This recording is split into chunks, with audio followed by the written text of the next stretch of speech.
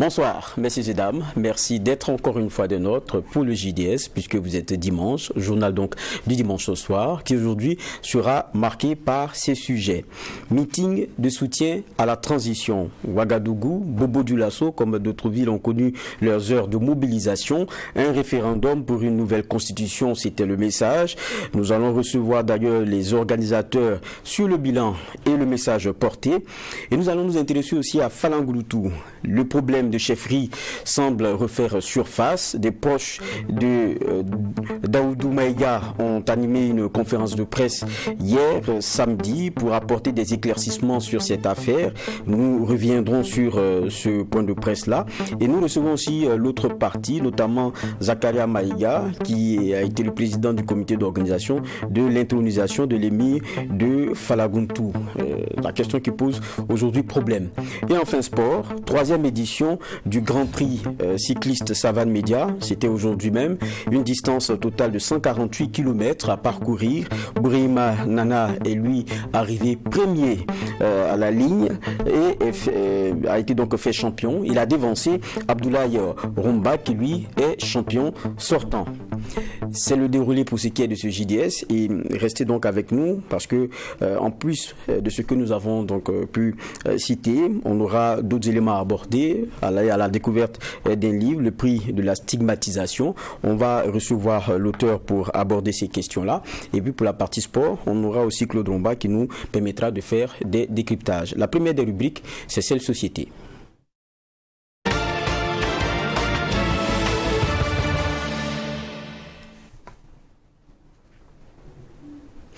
Et dans la partie société, nous allons poser le problème qui a été évoqué en titre, celle de chefferie qui semble cristalliser les attentions après la mort de l'ancien chef Oumarou Moussa Maïga en 2010.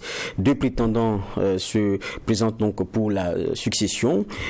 Il fut un moment où le problème avait été apaisé et voilà qu'il revient donc sur la place publique à travers déjà un point de presse, celui animé par les proches de Djibey Daouda Maïga. C'était hier samedi, des raisons avancées et explicitées dans ce reportage. Que les fils de Falagountou se donnent la main.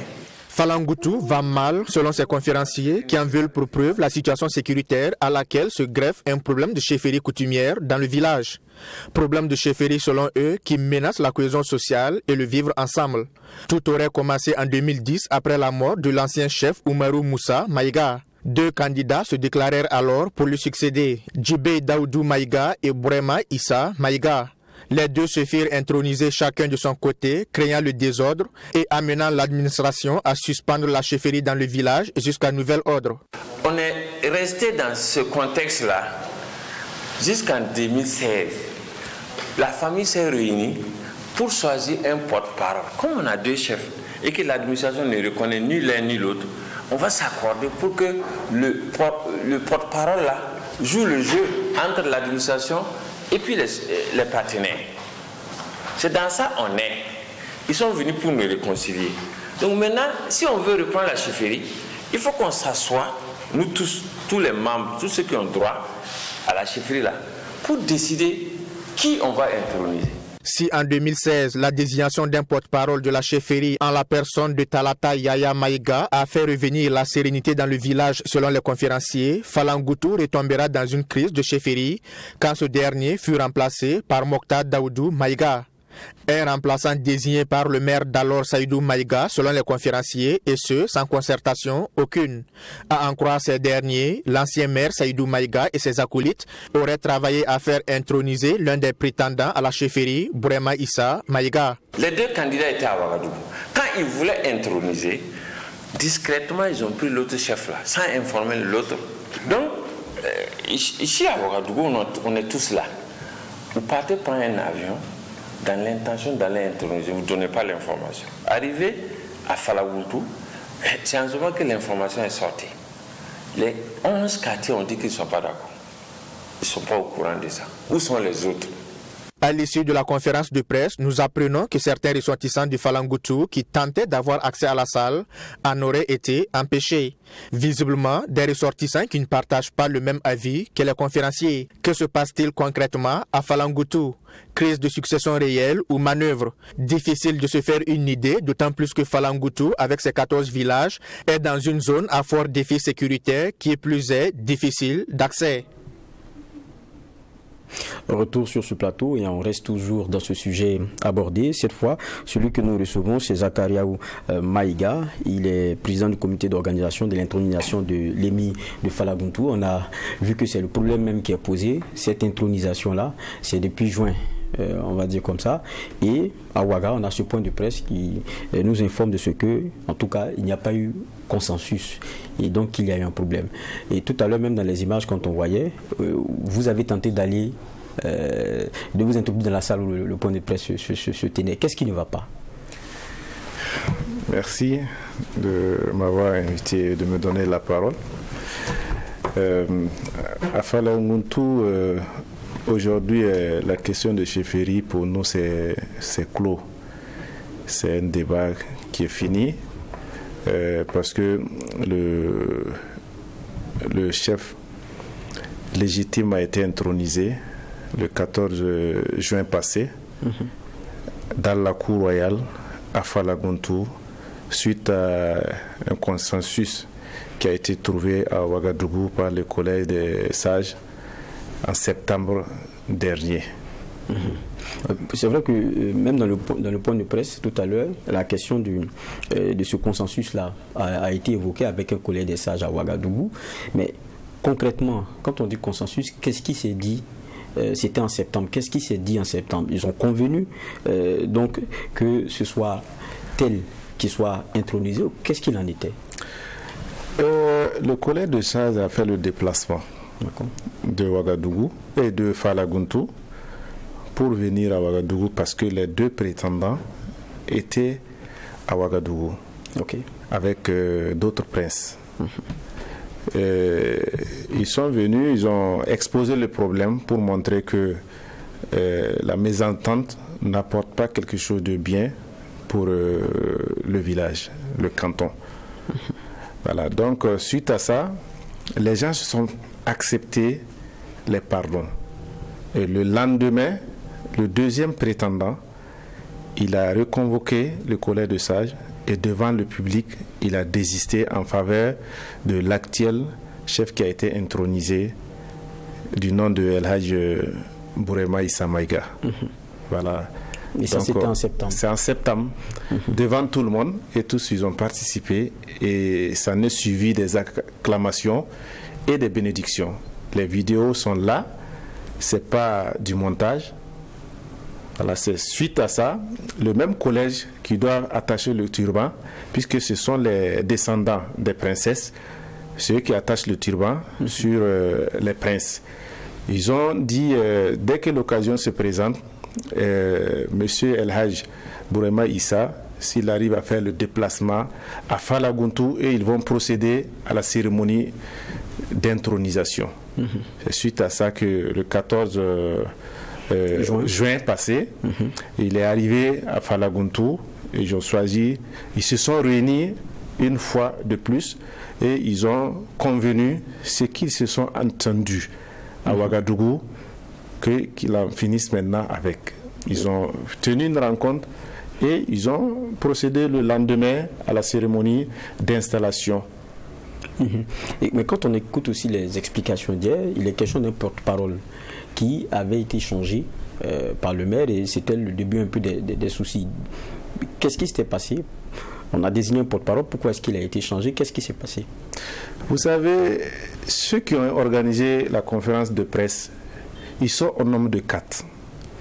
Partout on voit dans les médias, ils disent qu'ils sont des personnes ressources de Falangutu. Ce n'est pas vrai. Personne de Falangutu ne les a désignés. Ils sont au nombre de 4. Dont Maïga Abdourahmane, qui était ancien maire, dont Maïga Yaya Ousmane, qui se dit doyen de la cour royale, chose qu'il n'est pas. Parce qu'au côté des princes, il n'est pas le plus âgé. Et dans la famille royale, même côté des captifs aussi, il n'est pas le plus âgé. Donc on ne voit pas où il se proclame être le doyen de la cour royale. Entre lui et l'actuel émir, le minimum, il y a 10 ans entre eux. C'est l'actuel émir qui est le doyen de la cour royale. Okay. Voilà. Et le troisième est son fils, du nom de Maïga Talata. Voilà. Et le quatrième est le deuxième candidat qui avait désisté en septembre dernier publiquement. Maintenant, on nous a refusé d'avoir accès à la salle. Si vous dites que vous êtes en train de faire une conférence de presse, des personnes ressources de Falagountou, nous sommes des princes de Falagountou, nous sommes des personnes ressources qui vivent à Ouagadougou, ne serait-ce qu'on devrait nous inviter. Nous avons eu l'information, nous voulons assister, et ils ont été catégoriques, ils sont allés même appeler la sécurité pour nous dire de ne pas avoir accès à la salle. Je pense qu'une conférence est publique. Donc déjà, il y a un problème, ça veut dire qu'ils sont en train de vouloir cacher la vérité. Mais quand vous dites que c'est 4 personnes, mais ils disent qu'il y a quand même 11 quartiers qui ne sont pas d'accord. Qu'est-ce qu'il en est? C'est pas vrai. À Falagountou, tout le monde a su comment l'intronisation du chef de canton a été faite. C'est dans la cour royale. Dans les 14 quartiers, il y avait 8 chefs de quartier qui étaient présents. Il y avait 3 qui se sont excusés. Il y a d'autres qui sont décédés. Donc, il ne peut pas venir. Il y a une seule personne qui n'est pas venue, qui s'est absentée. D'ailleurs, ce n'est pas le chef de quartier qui intronise le chef de Falagountou. Non. La chefferie appartient à une famille. Okay. Et les chefs de quartier sont désignés par le chef. Donc, en commun, le chef qui désigne le chef de quartier, et c'est le chef de quartier qui va venir désigner le chef. Ça n'a pas de sens. Ce n'est pas de l'héritage. La preuve en est que le dernier qui s'est absenté, qui n'est pas venu, c'est tout dernièrement avec le défunt chef, celui qui avait limogé un chef de quartier qui ne s'entendait pas avec lui et le fait remplacer. D'accord. Donc pour vous, c'est qu'aujourd'hui, quand on va à Falagountou, il n'y a pas de souci. Pour nous, à Falagountou, il n'y a aucun problème. La preuve en est que vous avez vu dans les images l'engouement qu'il y avait. Jusqu'aujourd'hui, les gens continuent de quitter un peu partout pour venir féliciter et donner leur bénédiction. Ceux qui sont en train de parler qu'il y aura une guerre civile, qu'il y aura de l'insécurité à Falagountou, ce n'est pas vrai. Ce n'est pas Ouagadougou qui vont s'asseoir et puis décider, dire qu'à Falagountou, il y a ça, il y a ça. Il n'y a aucun problème à Falagountou. Mais au fond, quand on regarde, est-ce que on va dire la médiation, on va dire des collèges des sages en septembre, ça a vraiment marché? Parce que quand on regarde aujourd'hui, on a l'impression, en tout cas avec ce point de presse-là, qu'il y a toujours problème. Bon, celui qui est derrière ça, on le connaît, il est connu de tous. C'est le nommé Abdraman, l'ancien maire. Il sait pourquoi il est en train de tirer sur ça. Mais nous sommes sereins parce qu'à Falagountou, il n'y a aucun problème. L'intronisation a été faite dans les normes, par consensus. Le collège des sages les a invités de venir à Falagountou et puis dire qu'ils s'opposent. Qui n'ont qu'à venir. Avant même de commencer la médiation, ils ont été clairs avec tout le monde. Ils ont dit la décision qui va primer, c'est celle de la majorité. Et tout celui qui va aller contre, et ils vont même le bannir.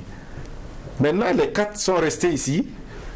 Tantôt, tu donnes ta voix, tu dis que tu as cédé publiquement. Les gens ont applaudi, les gens ont donné leur bénédiction. Le collège de sages est rentré. Quelques mois après, le second va venir dire encore que non, qu'il y aura des élections. Mais ça ne peut pas aller comme ça. Voilà, le collège de sages à Falagountou, ce sont des descendants des princesses. Mais est-ce qu'il est possible aussi que l'émir tende la main, parce que ça c'est des frères, il faut qu'ils se parlent? L'émir n'a aucun problème avec eux. Ce sont ses frères, la porte est grandement ouverte. La preuve en eux que le lendemain de la fête, l'émir a appelé le nommé El Hadjaya Ousmane pour lui présenter ses vœux de bonne fête. Ils ont échangé, ils se sont donné des bénédictions. D'accord. Et justement, on le regarde, mais il y a quelque chose qui est abordé dans ce point de presse, c'est la situation sécuritaire. On connaît la situation géographique aussi de Falagountou. Aujourd'hui, comment ça se passe? Bon, le côté sécuritaire, on peut dire ça va. Ça va beaucoup. Parce que avec l'appui des FDS et des VDP, à Falagountou-Ville, il n'y a aucun problème.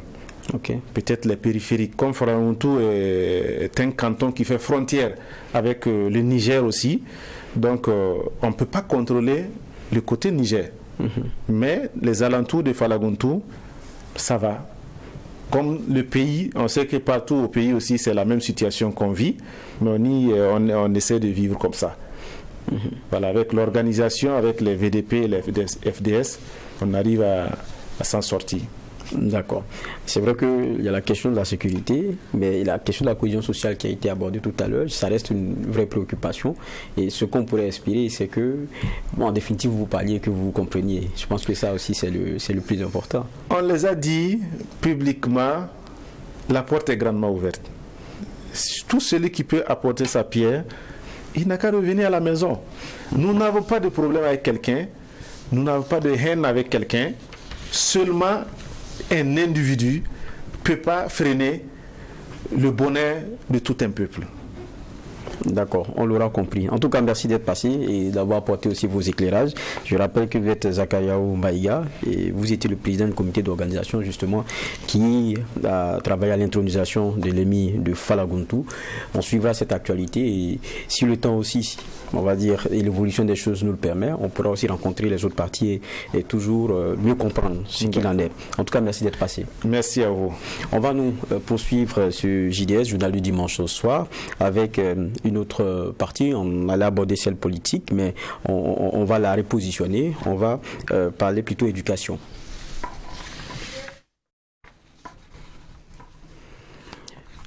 Je pense que ce n'est pas forcément prêt, mais on va s'intéresser au professeur Jean Koulidiati, qui devrait aller à la retraite le 10 juillet prochain, enseignant à l'Institut de génie de l'environnement et du développement durable IGED. Le professeur Jean Koulidiati a encadré plusieurs étudiants de la promotion 2002 à 2022 et ces étudiants venus de différents pays à travers le monde ont rendu hommage à celui dont ils considèrent comme un véritable modèle. L'élément est signé Mami Driana Kamambou. Natif de la région de l'Est, Jean Koulidiati est un professeur titulaire de physique. Fondateur de l'Institut des génies de l'environnement et du développement durable, le professeur Jean Koulidiati a encadré plusieurs étudiants. Cette cérémonie d'hommage est donc une occasion pour les anciens et les nouveaux étudiants de témoigner leur reconnaissance au professeur. Pour le président du comité d'organisation Ouseni Sawadogo, au-delà d'être leur enseignant, le professeur Koulidiati est un modèle pour tous ses étudiants. Raison pour laquelle cette cérémonie a été initiée. Une cérémonie qui a été marquée par des témoignages et de remises des cadeaux, suivies de remises des attestations de reconnaissance de différentes promotions allant de 2002 à 2022. Ce qui nous intéresse, c'est son esprit, sa façon de faire, motiver les gens à avancer avec les autres. Nous souhaitons que là, les autres enseignants, maîtres assistants, maîtres de conférences, assistants tout simplement, et les étudiants adoptent cet esprit-là pour qu'on avance ensemble. Nous, salariés d'entreprise, parmi nous, on a des salariés, on a des patrons d'entreprise, on a des gens qui ont créé leur entreprise. On diffuse cet esprit-là et on veut que ça continue. Donc nous, on vient marquer ce passage-là pour qu'ils sachent que, même si on ne le dit pas tout le temps, il nous a donné un sacré coup de pouce pour qu'on avance. En plus d'être le fondateur et enseignant à l'IGED, le professeur Jean Koulidiati a occupé le poste de président de l'université de Ouagadougou. Il a été aussi plusieurs fois ministre. Cette cérémonie d'hommage vient donc couronner le succès d'une carrière bien remplie. Je me sens soulagé parce qu'ils ont pensé à moi, ils ont eu le sentiment qu'ils viennent un peu de moi et qu'ils ont été coulés dans un moule que j'ai contribué à fabriquer. Et c'est en cela que je voudrais aussi en retour les remercier et les rendre hommage pour l'idée qu'ils ont eue. Et ça me va droit au cœur et ça fait un bon au cœur parce qu'en tant qu'enseignant, quel avantage avons-nous en dehors de partager la connaissance, le savoir et le savoir-faire, mais en plus de ce partage qui nous enrichit, eh bien, voilà qu'eux, ils s'en souviennent et ils viennent me dire qu'ils s'en souviennent. Toujours en hommage au professeur Jean Koulidiati, un colloque international sera organisé du 31 juillet au 2 août prochain. Ce colloque verra la participation de chercheurs, d'enseignants-chercheurs du monde politique et industriel. La rencontre sera axée sur l'ensemble des domaines de la physique, de ses sciences connexes et applications. Les chercheurs présenteront leurs travaux et animeront des conférences thématiques dans les domaines d'expertise du professeur Jean Koulidiati. Après cet hommage, nous allons parler toujours éducation, cette fois avec la coordination nationale des syndicats de l'éducation. Nous recevons Wendy Amzongo, qui est aussi le secrétaire général de SINAPAGER, entendez, syndicat national des personnels d'administration et de gestion de l'éducation et de la recherche. Bonsoir. Oui, bonsoir.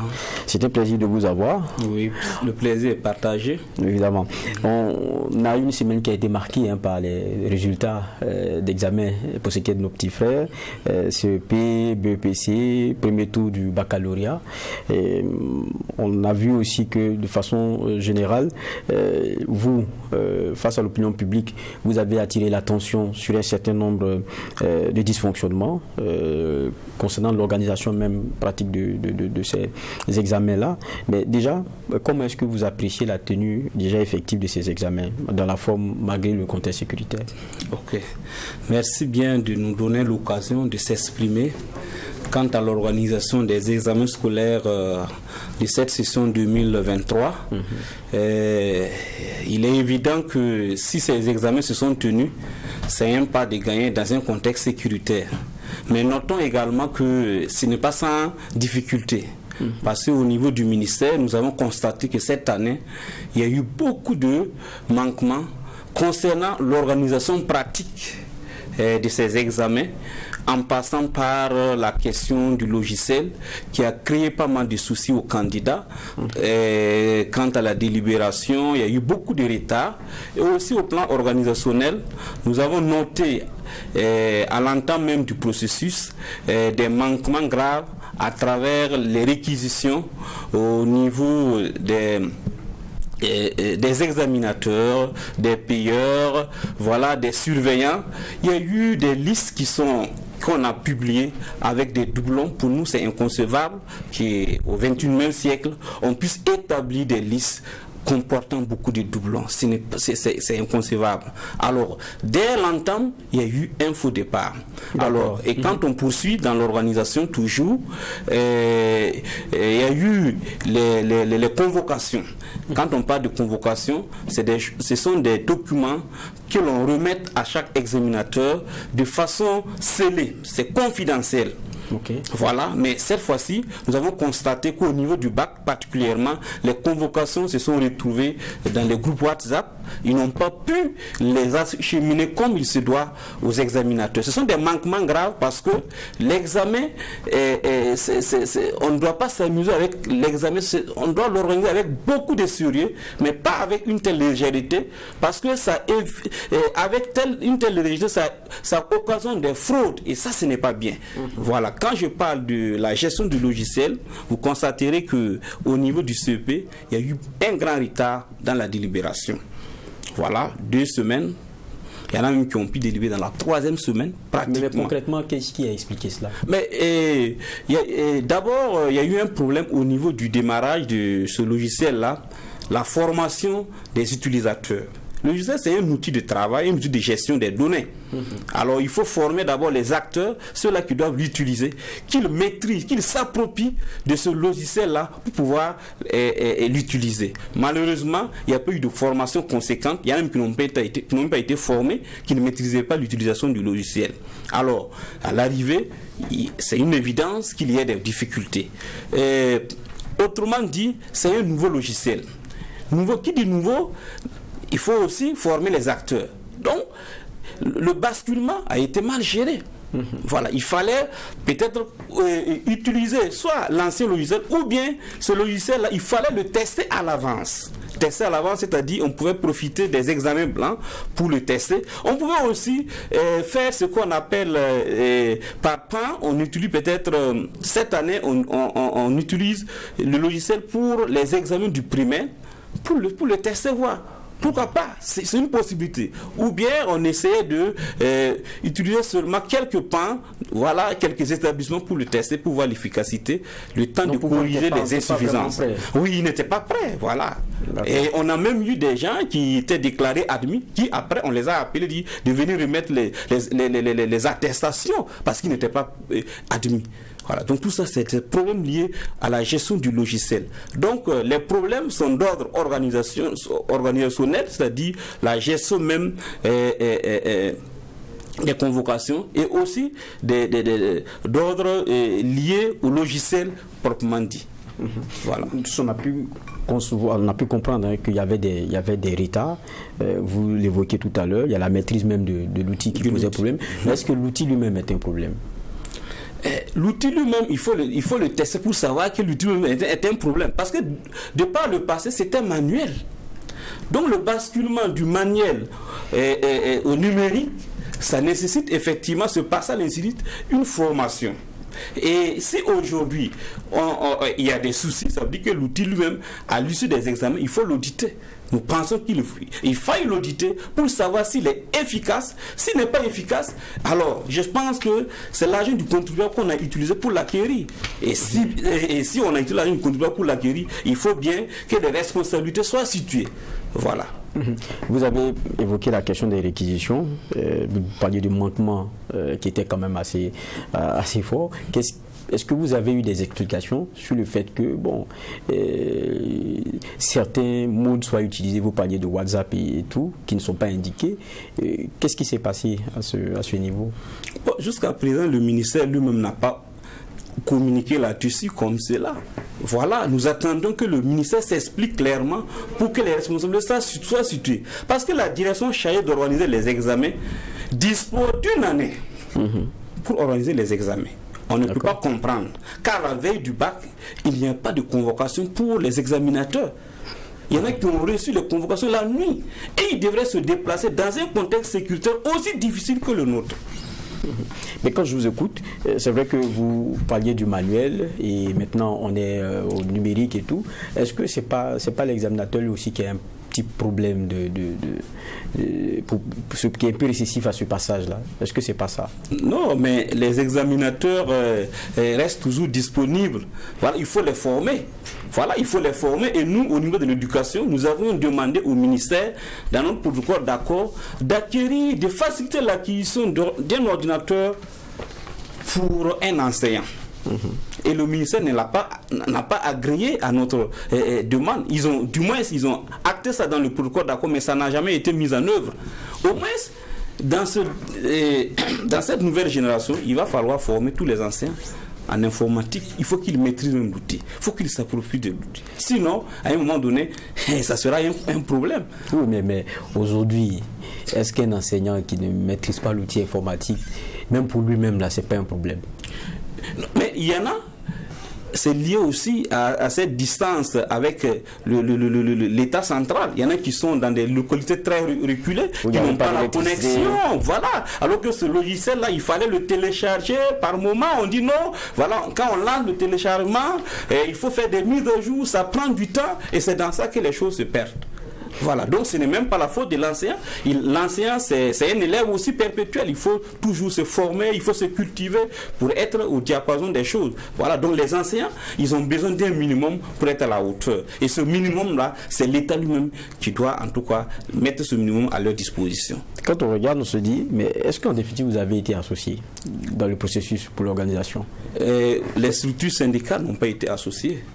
Voilà, parce que dorénavant, de par le passé, c'est-à-dire à l'approche des examens, au moins c'est une rencontre, voilà, avec les partenaires sociaux, les syndicats, pour au moins leur parler de l'étape d'organisation, ils sont à quel niveau, puis s'il y a des soucis, bon, on essaie de regarder. Mais cette fois-ci, en tout cas, nous n'avons pas été associés à une quelconque rencontre pour parler de l'organisation des examens. Nous avons tous appris les choses à travers les médias, le lancement officiel, tout.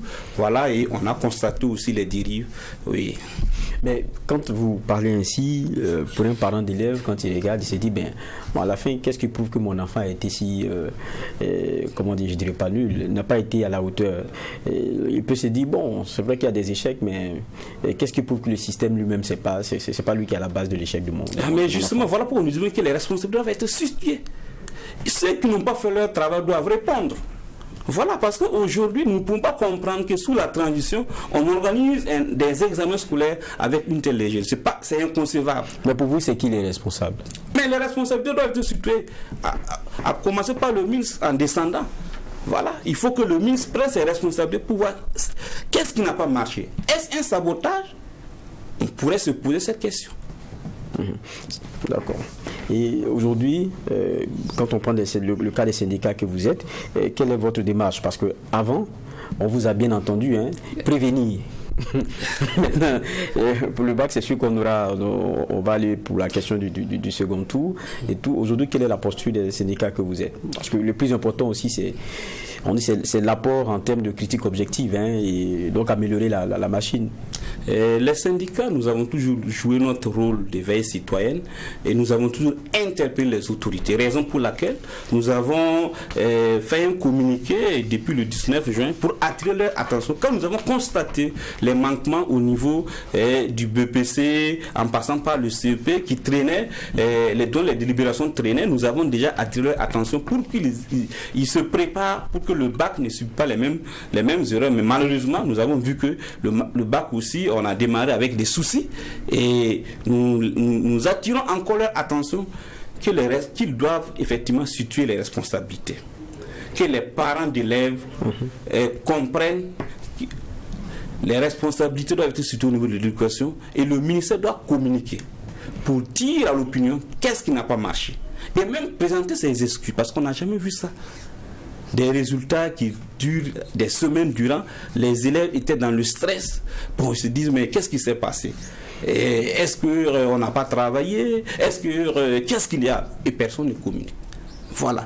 Maintenant, les fois à venir, ça ne doit plus se répéter. Mais à votre niveau, je me dis aussi que vous vous dites qu'il y a quelque chose d'indéniable. On ne va pas rester dans le manuel. Au moins ça, vous êtes d'accord? Oui, pour la question du logiciel, il faut le perfectionner. Pour ça, nous ne sommes pas contre l'utilisation d'un logiciel. Mais comment ce logiciel est utilisé? Il doit être maîtrisé. Voilà, ça c'est le minimum. Il faut que les acteurs s'approprient de ce logiciel-là pour que sa mise en œuvre ne pose pas de soucis. Imaginez qu'on utilise un logiciel et qu'on pénalise les candidats. Moi, je préfère qu'on reste dans le manuel si c'est pour utiliser et mettre les gens en retard. Le logiciel devrait être une panacée. Mais maintenant qu'il devient un problème, vous-même constatez. Voilà. Et c'est vrai que vous aviez prévenu, vous avez lancé l'alerte depuis. Aujourd'hui, on constate en tout cas les quelques erreurs qu'il y a. Est-ce qu'au niveau du ministère, il y a eu quand même un genre de rencontre, puisque vous avez déjà tiré la sonnette d'alarme au début? Jusqu'à présent, nous n'avons pas encore eu de rencontre avec les autorités du ministère. Nous continuons en tout cas notre travail et nous avons demandé à nos structures de base de recueillir tous les manquements, de recenser tout ce qui est des problèmes en lien avec les examens. Et à l'issue de l'examen, nous allons faire un bilan global des examens et communiquer aussi à l'opinion. Voilà. D'accord. On comprend en tout cas. En tout cas, merci à vous. Merci à vous, Wendiam Zongo, d'être passé. Voilà, c'est moi qui vous remercie. Je rappelle que vous êtes membre de la CNSE, c'est la Coordination nationale des syndicats de l'éducation. Et puis, vous êtes le secrétaire général du SINAPAGER. C'est exact. Merci d'être passé. Merci bien. On va rester toujours dans la question éducation, mais cette fois-ci, on glisse un peu en culture, puisqu'on va parler d'un livre, Le prix de la stigmatisation. C'est après ce carton.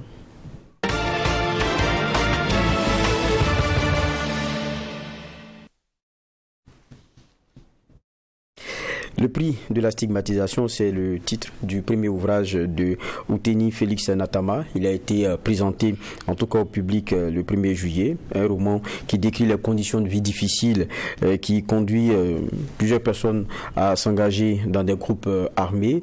Une œuvre d'en gros 100 pages que je tiens ici. On va pour la dédicace et après on revient pour des échanges. Firo est né d'un père alcoolique, donc absent, et d'une mère abandonnée à son sort.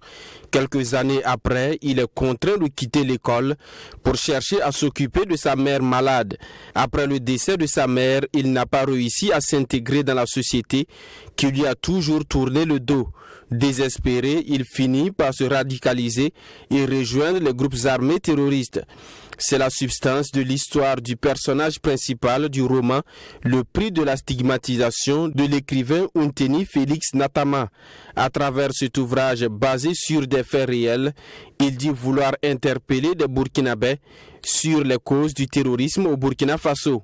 Et je me suis senti interpellé en tant que citoyen, en tant qu'homme burkinabé, pour écrire également afin d'apporter une lecture, afin d'apporter une contribution à ce que nous vivons, afin que chacun puisse en effet à travers les cris, à travers les idées qui sont véhiculées, que nous puissions tirer les leçons afin de pouvoir endiguer les problèmes que nous vivons aujourd'hui. C'est donc le lieu, à travers cette histoire, que nous puissions tirer les enseignements nécessaires afin de ne pas nous attaquer aux conséquences, mais plutôt aller directement aux sources et aux causes de nos problèmes.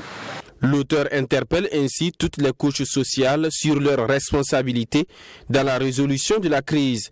Pour lui, il faut mettre tout en œuvre pour la réinsertion sociale de tous, y compris les anciens détenus des maisons d'arrêt.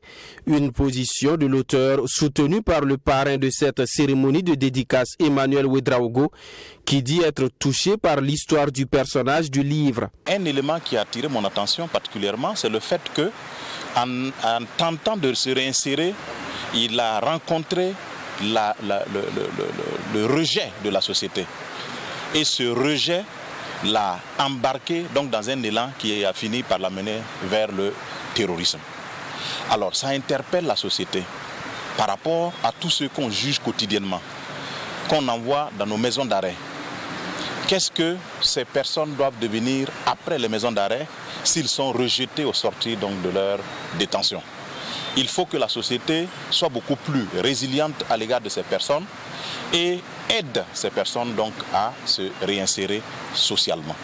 Outeni Félix Natama est titulaire d'une maîtrise en droit des affaires de l'université Thomas Sankara. Il est actuellement magistrat, substitut du procureur du Faso au tribunal de grande instance de Dédougou. Le prix de la stigmatisation est son premier ouvrage et l'auteur ne compte pas s'arrêter en si bon chemin. Retour sur ce plateau et nous restons dans l'actualité donc de ce livre-là, Le prix de la stigmatisation de Outeni Félix Natama que l'on reçoit. Bonsoir. Bonsoir Yofra Vaya. C'est un plaisir de vous avoir ici. Et tout à l'heure on plantait le décor avec la dédicace.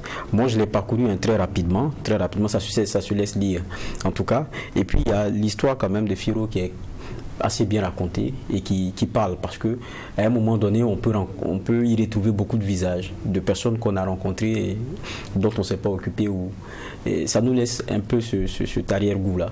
Et justement on en vient à la question qui est fondamentale, c'est la stigmatisation du début à la fin. Et puis il y a comment dire cela, moi je vais laisser la préface, c'est Zungu, son village natal. Quand vous le décrivez, on est dans n'importe quel village qui est loin de la capitale. C'est là que tout commence. C'est derrière, c'est-à-dire que loin du développement, loin des infrastructures. C'est un peu là que tout commence pour vous. Alors, merci beaucoup, M. Vaya. Avant de commencer, permettez-moi d'abord de vous dire merci. Merci à la rédaction de nous avoir invités ce soir. Et dire merci également à vos téléspectateurs qui vous suivent. Et je suis heureux donc de partager quelques éléments à propos du livre. Alors, pour vous parler du livre qui est un roman, donc une fiction, qui commence déjà par le premier chapitre, par la vie donc du personnage principal. Et cette vie qui a commencé bien entendu à Zungu, qui est un village comme tout autre village du Burkina, qui particulièrement connaît un développement un peu difficile parce qu'il y a beaucoup d'infrastructures qui manquent, c'est loin un peu de la capitale et il y a quand même beaucoup d'éléments sur lesquels le citoyen lambda qui y vit peut avoir envie, n'est-ce pas, de quitter et de venir dans une ville beaucoup plus civilisée. C'est vrai que je dis ça se laisse lire. Au départ, il y a donc Zungu Dutupa, il n'y a pas d'infrastructure. Vous dites que quand vous êtes malade là-bas, en tout cas, arriver à joindre, pourquoi vous envoyez une ambulance, c'est quelque chose, mais pour que l'ambulance puisse venir, ça c'est autre chose, c'est même pas sûr. Donc c'est des gens qui sont laissés à leur propre sort. Et il y a l'enfance de Firo que vous commencez par raconter, mais c'est voulu de la rendre aussi triste, cette enfance-là, quand on la regarde. Monsieur Vaya, il faut dire que ça n'a pas été voulu. Peut-être c'est l'inspiration. Pour aller au bout donc du roman, certainement qu'il fallait commencer là. Commencer par un début qui captive, qui démontre en fait comment est-ce que le personnage principal a grandi. Dans quel contexte il a grandi, quel a été donc son entourage, quels sont les éléments qui ont en fait entouré sa vie dès le début et certainement qui ont un lien avec son futur et la fin du roman que vous allez certainement voir qui n'était pas assez reluisante. C'est ça. Et quand on commence, c'est-à-dire pour que tout le monde soit au même niveau que nous, qu'ils l'avons déjà parcouru, c'est sûr, c'est d'abord un enfant qui naît déjà même difficilement. Ça veut dire que sa mère, elle est toute seule le jour de l'accouchement et comme ils vivent un peu reclus, elle tente d'aller avoir de l'aide par une pluie torrentielle. Elle n'arrivera même pas à la case du voisin. Elle se retrouvera à terre avec la douleur de l'accouchement. L'enfant sortira et elle prendra la décision de repartir chez elle. C'est comme ça que Firo naît. Et on se demande pourquoi son père n'est pas là. Et la réponse elle est donnée. Le monsieur, il passe son temps dans les bars, dans les cabarets. Et quelquefois on le cherche, quelquefois on est habitué, on ne le cherche plus. Et c'est comme ça que l'enfant grandit. Et moi, il y a quelque chose qui me marque. C'est que sa maman fait tout pour qu'il aille à l'école. Vous vous dites, il y a un genre de brin d'espoir. Peut-être qu'on sortira sur quelqu'un qui, après toutes ces souffrances-là, s'en est sorti. Et au CM1, Firo est obligé de quitter l'école parce que son père ayant été percuté, la nouvelle qui est donnée à sa mère lui vaut d'être à la fin avoir une partie qui est paralysée. Il doit laisser l'école pour s'occuper de sa maman. Il donne le message à l'un de ses camarades, dites au maître, voilà ma situation. Il doit encore, en tout cas, quelque chose à payer encore à l'établissement. Ni son ami ne revient le voir, ni le maître ne fait le déplacement pour venir voir ce qu'est devenu l'élève. Et il y a la discussion qui est intéressante. Quand la mère dit à son fils, elle dit « Ok mon fils, notre société est en train de forger des monstres qui froidement et sans sentiment la dévoreront un jour. » Moi quand j'ai lu la partie, j'ai dit « On sent comment ça va terminer là. On sent que vous étiez en train de nous préparer déjà ici à ce que sera ce personnage. » Il y a beaucoup d'éléments, quand on voit les éléments de discussion. Je prends les éléments de la mère. « Mon fils n'en tient pas rigueur à ton enseignant, parce que là vous parlez du monde enseignant. Celui qui ne voit pas son élève revenir, dont il est informé que la mère a un problème, elle est devenue paraplégique ou en tout cas ça ne va pas, l'enfant reste à la maison pour s'occuper de sa maman, l'enseignant qui l'apprend qui ne vient pas. Et la maman dit, mon fils n'en tient pas rigueur à ton enseignant, il est juste là pour faire son travail et percevoir sa paye en fin du mois. Il n'est pas commis pour s'occuper de vos différentes situations sociales. Si certains le font, ce n'est pas leur métier d'enseignant qui les y oblige, mais leur propre éducation. La plus belle femme du monde ne peut offrir que ce qu'elle a et ne t'avise pas de penser que tous les enseignants que tu vois le sont par vocation. C'est comme ça que vous voyez la majeure partie de ces enseignants. Merci bien. C'est pas comme ça que je les vois tous, mais il faut le dire. Le livre tire quand même sa source d'une fiction, mais qui a quand même ses tentacules dans le réel. Vous savez qu'on est dans un contexte effectivement où, par faute de voie d'issue favorable, quelqu'un peut être amené à embrasser une profession. Alors que dans une profession, la vocation est primordiale. Pour que déjà en apportant, par exemple, l'enseignement à l'élève, qu'on tienne compte de tout le niveau de développement qui doit suivre. Alors que dans ce contexte, vous avez un enseignant effectivement qui n'est pas seulement l'élément qu'il faut regarder. Ça peut être n'importe quelle autre profession, ça peut être n'importe quel autre acteur qui, dans son métier, ne tient compte que peut-être de sa paix. Alors qu'en réalité, pour qu'on puisse apporter une solution favorable pour l'élève ou pour la personne, la population, il faut nécessairement qu'il y ait beaucoup plus de vocation, qu'il y ait beaucoup plus d'amour dans ce qu'on fait, et c'est en cela qu'on apportera beaucoup plus de résultats.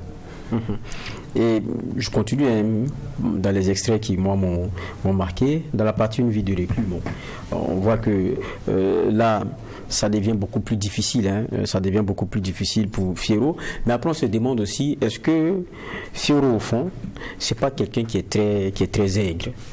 Il n'oublie pas. Parce qu'il y a l'invitation, par exemple, de Kaipé à son mariage. C'est sûrement un ami d'enfance avec lequel il a grandi et tout. Et lorsque Kaipé vient l'inviter à son mariage, voilà ce qu'il dit. Je te rappelle également que quand nous étions tout petits, je venais m'amuser chez toi. C'est ton père qui m'a, par la suite, interdit de mettre les pieds chez vous, de peur de vous contaminer de mes multiples maladies. Il n'est revenu que c'est le même, c'est-à-dire ton père, qui serait devenu le pasteur du village. Je m'en moque et je meurs de rire. Je suis resté le même Fierro et mes maladies, comme vous le prétendiez à l'époque, sont toujours en moi. Je serais imprudent, il serait imprudent pour moi de venir chez vous parce que je peux toujours vous contaminer, vous les saints et les anges du ciel. Ça veut dire beaucoup. C'est à la fois quelqu'un qui n'oublie pas, qui a ses sentiments d'enfant qui ont été heurtés à un moment donné, mais et là il est adulte, il est vraiment adulte, mais c'est des éléments qu'il n'oublie pas. Et il y a la religion aussi que vous abordez, parce que quelque temps avant, il dit que ce soit les musulmans, les chrétiens, tous ceux-là sont passés, tenter de l'amener vers leurs croyances. Lui il s'en moque parce que quand il les regarde, ça ne les a pas changés. C'est l'hypocrisie ici. Alors c'est la lecture effectivement qu'il faut avoir. Parce que, comme je l'ai dit, Fierro a grandi dans un contexte social, dans un environnement assez hostile, avec une population qui ne s'est pas montrée assez humaine avec lui. C'est lui qui a fait le premier pas, puisque dans le livre, vous verrez que c'est lui qui s'est rendu au domicile de ses amis pour qu'ils puissent s'amuser. Alors, la moindre des choses, c'est de laisser ses enfants s'épanouir, grandir ensemble, parce que c'est eux qui ont donc la charge donc, de bâtir le pays demain. Malheureusement, c'est les parents, les mêmes qui par la suite se sont convertis, qui l'ont dissuadé pour dire que, en fait, comme il est sale, il va contaminer leurs enfants. Donc, ils ne souhaitent pas que cet enfant puisse vivre aux côtés de leurs propres enfants. Et par la suite, c'est vous qui revenez, par exemple, pour leur dire, venez, convertissez-vous, venez. Alors, ça pose problème pour Fierro, parce qu'il avait un problème, il n'avait pas été là pour le secourir. Donc voilà un peu cette hypocrisie que Fierro tente donc de faire ressortir en le disant directement à son ami, parce qu'ils étaient des amis et ce sont les parents qui les ont séparés et il n'a pas compris pourquoi, parce qu'en réalité il n'a pas changé, il est resté le même Fierro. Mais là, vous êtes magistrat, c'est un peu l'église, c'est un peu les croyances, c'est un peu la religion qui est jugée ici. Quand je dis qu'elle est jugée, c'est pas la religion, mais le rapport de l'homme avec la religion, qui est un genre de revêtement, mais qui ne le fait pas changer au fond. Alors, je ne juge pas la religion. La religion, je pense qu'elle est là pour rendre l'homme meilleur. C'est peut-être la pratique elle-même. C'est ça. Comment est-ce que l'homme apporte donc une réponse à travers la pratique de la religion. Sinon, la religion, en principe, ne peut rendre l'homme que meilleur. Et maintenant, ce que j'ai tenté de faire ressortir, ce sont des éléments qui, naturellement, se constatent sur le terrain. Voilà. Est-ce que ça favorise une bonne socialisation donc, de la personne? Est-ce que ça permet à la personne de pouvoir se sentir bien aimée? Alors, si vous voulez lui apporter peut-être une bonne réponse, lui apporter donc un concours dans sa vie, il faut qu'à travers vos comportements déjà, vous puissiez l'exprimer. Et je pense que c'est cela que Fierro a voulu donc dénoncer à travers cette partie donc du livre. Et la mère de Fierro décède. Fierro décide de tout plaquer, de tout laisser derrière lui. Et donc, il décide de marcher, aller rejoindre la ville. Et là-bas, il y rencontre quelqu'un qui a un peu un passé similaire au sien. Et ça lui parle, très vite, lui et Pori se lient d'amitié. Mais c'est une amitié qui ne sera pas simple et qui va l'amener beaucoup plus loin. Son premier métier, c'est d'abord parqueur. Il est parqueur, puis après, il s'est dit il y a beaucoup plus d'opportunités, il y a des choses qu'on peut faire, mais là, ce n'est pas forcément ce qui est conseillé. Il devient aussi braqueur. Oui. Il vient à la ville, mais il finit par dormir plutôt dans la brousse pour pouvoir continuer d'opérer. Et jusqu'à ce qu'il se fasse, il arrive à se faire prendre, et après, il est condamné à 5 ans de prison. Et vous parlez du milieu carcéral. Vous le connaissez parce que le magistrat, c'est... Bon, dans la tête du commun, c'est ceux qui envoient les gens en prison, qui les aident à en sortir.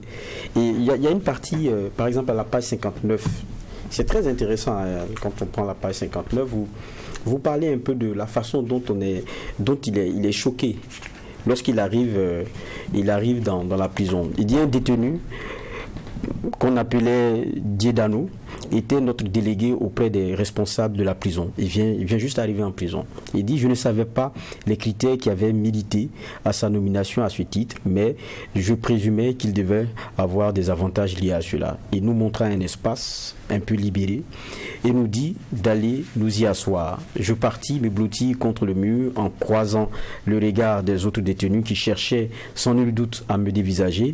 Je baissai rapidement mes yeux un moment avant de les relever pour regarder autour de moi le plafond et les trous d'aération situés au sommet du toit.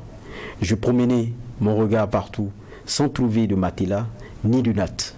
Je pris peur un instant. Où et sur quoi allais-je me coucher pour passer 5 ans? Alors, c'est une question que toute personne, bien sûr, qui est condamnée peut se poser. Alors, à quoi est-ce que je dois m'attendre si je pars en détention? Vous savez que les gens ont peur d'aller en prison.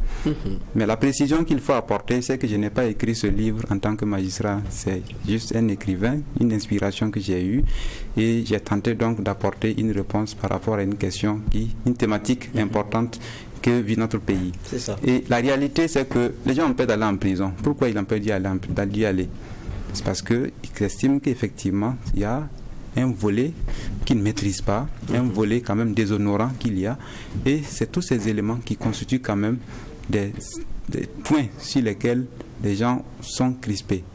Alors, il s'est posé cette question, et c'est une fois arrivé qu'il s'est rendu compte que voilà ce que c'est que la prison, voilà où ce que tu dois vivre. Et il y a cette réalité dans beaucoup de pays africains où pratiquement le volet carcéral n'est pas souvent bien considéré. Peu importe donc les efforts des pouvoirs publics, il arrive qu'il y ait par exemple une surpopulation carcérale parce qu'on n'a pas un espace assez dégagé pour que tout le monde puisse y vivre. Et même si l'espace y est là, souvent les conditions de détention ne sont pas les bonnes. Et c'est pour cela qu'il a attiré l'attention pour que chacun puisse quand même voir ce qui peut être fait dans ces milieux afin donc d'apporter une réponse. Parce que la prison, aussi longtemps qu'elle sera prévue par la loi comme étant un lieu où on peut garder ceux qui sont condamnés, la prison continuera à exister. Et si elle existe, trouvons quand même des moyens par lesquels on peut favoriser une bonne réinsertion sociale de ceux qui y sont détenus, afin que vous puissiez purger votre peine comme il se doit et ne pas sentir quand même qu'on vous a délaissé quand vous êtes en détention. Et quand on poursuit l'histoire de Firo, parce que quand on le parcourt déjà ce livre-là, on a l'impression que il y a des fenêtres qui s'ouvrent pour que vous puissiez aborder certains éléments qui sont chers à votre cœur. Il y a la rencontre par exemple avec Oyambono en prison. Là vous parlez du fonctionnaire. Autant pour l'enseignant vous évoquiez la question de la vocation. Là-bas vous parlez de la probité. Ou quelquefois c'est celui même qui est propre qui se retrouve en prison. Je le rappelle, vous dites que vous ne l'avez pas écrit en tant que magistrat, mais je pense que les livres, on est imprégné de ce qu'on est. Et ce qu'on est, on est comme un chiffon, on s'imbibe de tout ce qui est autour. Il y a le fonctionnaire qui a la probité, mais qui se retrouve en prison. Parce que, bon, on y a caché peut-être quelque chose dans ses affaires. Et il parle aussi de ses collègues la question des missions fictives. On en parle, c'est l'actualité aujourd'hui. Oui. Des missions fictives. La sécurité qui est toujours là, mais bizarrement, il y a son nom dans l'émission avec quelqu'un d'autre du bureau. Et eux, lui ne veut pas baigner dedans, mais en définitive, c'est lui qui se retrouve en prison. C'est peut-être le prix de la probité dans notre société. C'est ça? Malheureusement, c'est un peu ça. Parce que c'est comme si dans certains contextes, il est dangereux d'être honnête. On va tout faire pour te créer des problèmes. C'est une fiction, mais quand on regarde dans la réalité, il peut arriver. Dans un contexte où chacun cherche par exemple à tirer profit, si vous voulez aller à l'encontre de la vision générale ou de leurs intérêts, ils vont vous créer des problèmes. C'est ce qui s'est passé pour Firo. Firo et Oyembono, c'était un fonctionnaire modèle qui travaillait, qui savait qu'il y a des choses qui sont interdites par exemple pour un fonctionnaire et qui s'est évertué malgré donc sa condition, la modicité de ses moyens, il a pris des prêts pour pouvoir s'en sortir. Et c'est dans ce contexte, malheureusement, comme il s'opposait à certaines initiatives qui étaient donc favorables à ceux qui dirigeaient, qui étaient favorables à une catégorie de personnes qui voulaient donc détourner les fonds publics, alors il a été donc considéré comme un paria et il fallait trouver le moyen de lui créer des problèmes. Et c'est en cela qu'il y a eu ces accusations fallacieuses qui sont venues et malheureusement qui ont abouti à sa condamnation. Parce que les éléments de preuve quand même sont assez palpables. Et si c'est assez palpable, c'est évident que vous allez être condamné. Donc le magistrat même que vous êtes, c'est dit ce qui s'est dit que je suis. Bon, le magistrat aussi que vous êtes. Donc on est aussi conscient que en prison il n'y a pas que des gens qui ont les mains sales. Hein. Il y en a aussi qui ont eu la malchance.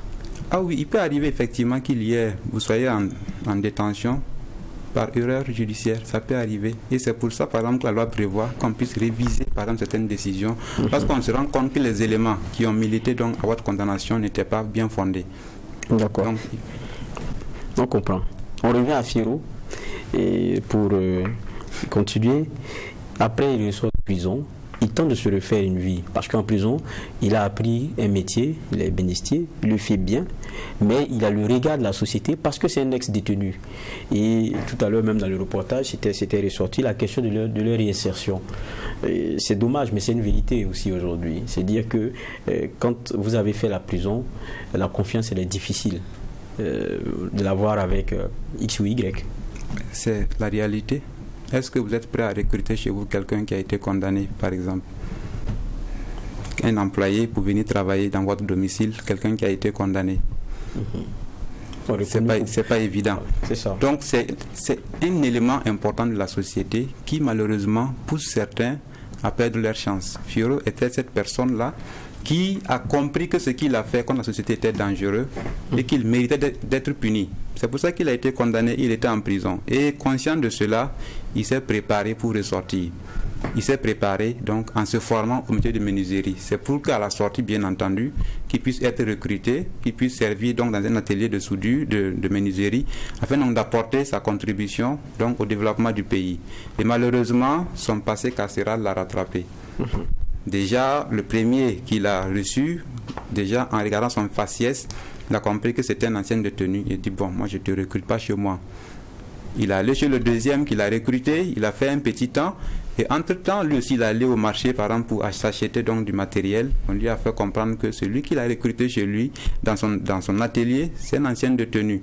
C'est un ancien prisonnier. Et ça suffit pour qu'on puisse donc venir le licencier. Alors, qu'est-ce qu'il va devenir s'il n'a pas la chance d'être réinséré? C'est un élément important qu'il faut, bien entendu, apporter une réponse. Sans quoi, il y a des personnes qui, malgré eux, peuvent donc tomber dans d'autres vices qui n'arrangent pas la société forcément. Parler des vices, des travers, ça va le conduire un peu plus loin.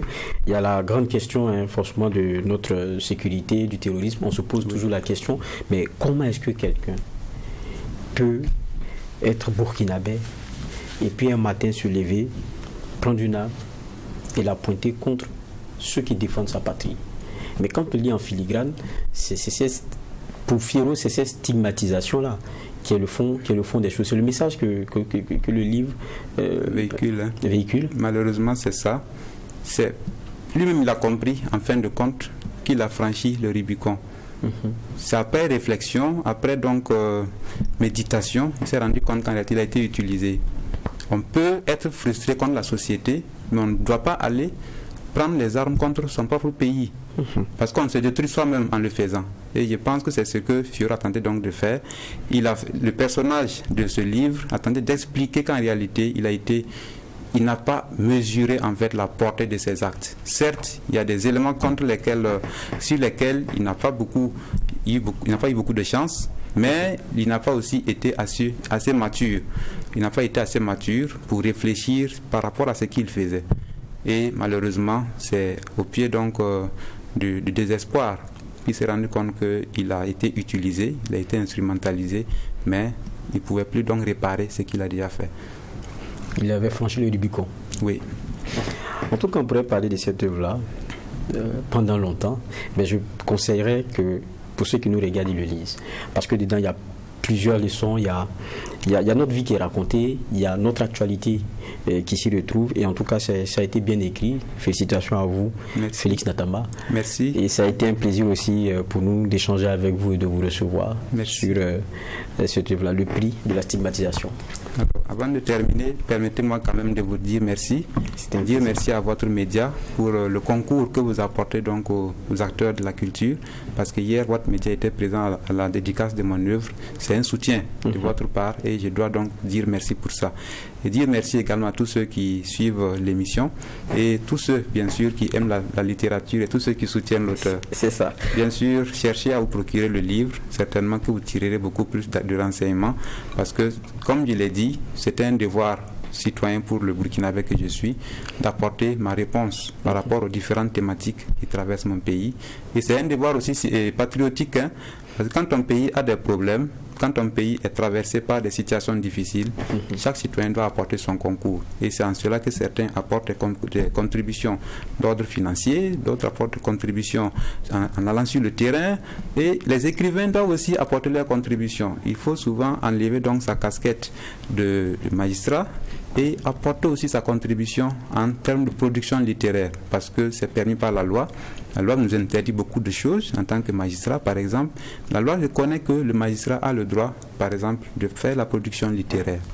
Et c'est en cela le devoir aussi pour toute personne d'apporter sa lecture et d'apporter sa contribution à la réflexion. Certainement, si on arrive à toucher 2 ou 3 personnes, on aura peut-être réussi donc à sauver le monde. Bien dit. En tout cas, merci Outeni Félix Natama d'être passé. Et on conseille donc ce livre à tous, le prix de la stigmatisation. Ça a été préfacé par Dr Draman Konaté. C'est nous qui vous remercions. On va terminer ce JDS, Journal du dimanche au soir, par la dernière des rubriques, c'est la partie sport.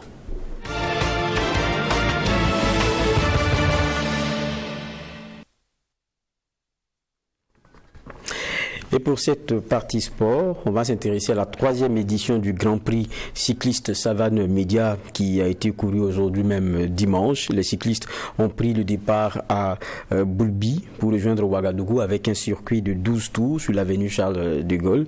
Et la distance totale, c'est 148 km. Et à l'arrivée, c'était Bouraïma Nana qui donc arrive le premier. Il a dévancé Abdoulaye Rwamba qui lui est le champion sortant. Cette course nous est racontée ici par Assami Tiemtouré.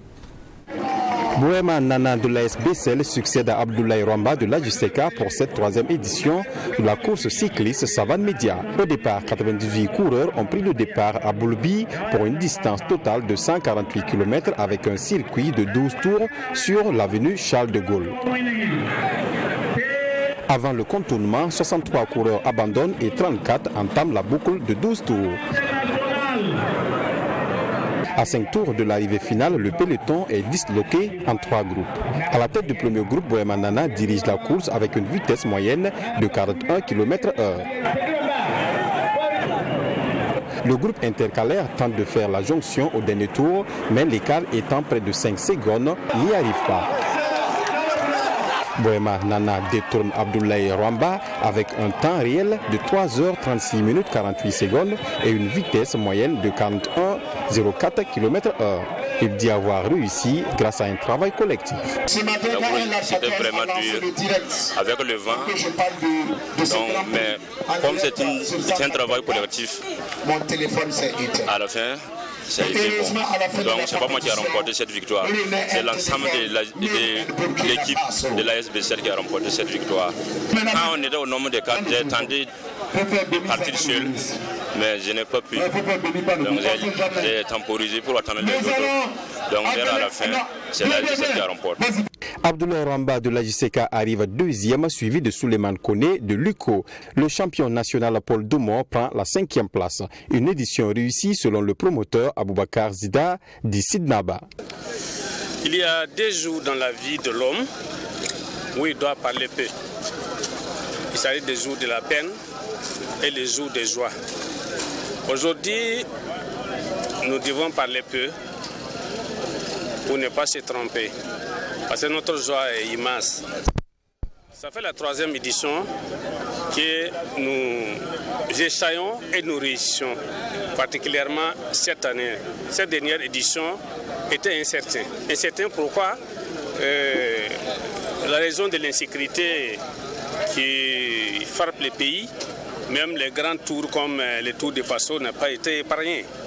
Donc ne parlons pas des tours comme des nôtres. Mais malgré tout, nous avons pu tenir, donc nous remercions Dieu. Nous ne voulons pas trop parler pour ne pas rentrer dans les décors. Une compétition bien appréciée par le ministre en charge des Sports, Boubacar Savadgo. Pour lui, l'initiative est à soutenir afin que les organisateurs puissent le faire dans d'autres disciplines. Une mobilisation sans faille, ce qui montre que le cyclisme est adoré au Burkina. Et c'est ainsi, comme je le disais, il est rare de trouver une famille burkinabé où il n'y a pas de vélo. Donc nous sommes tous des cyclistes au Burkina et nous supportons le cyclisme.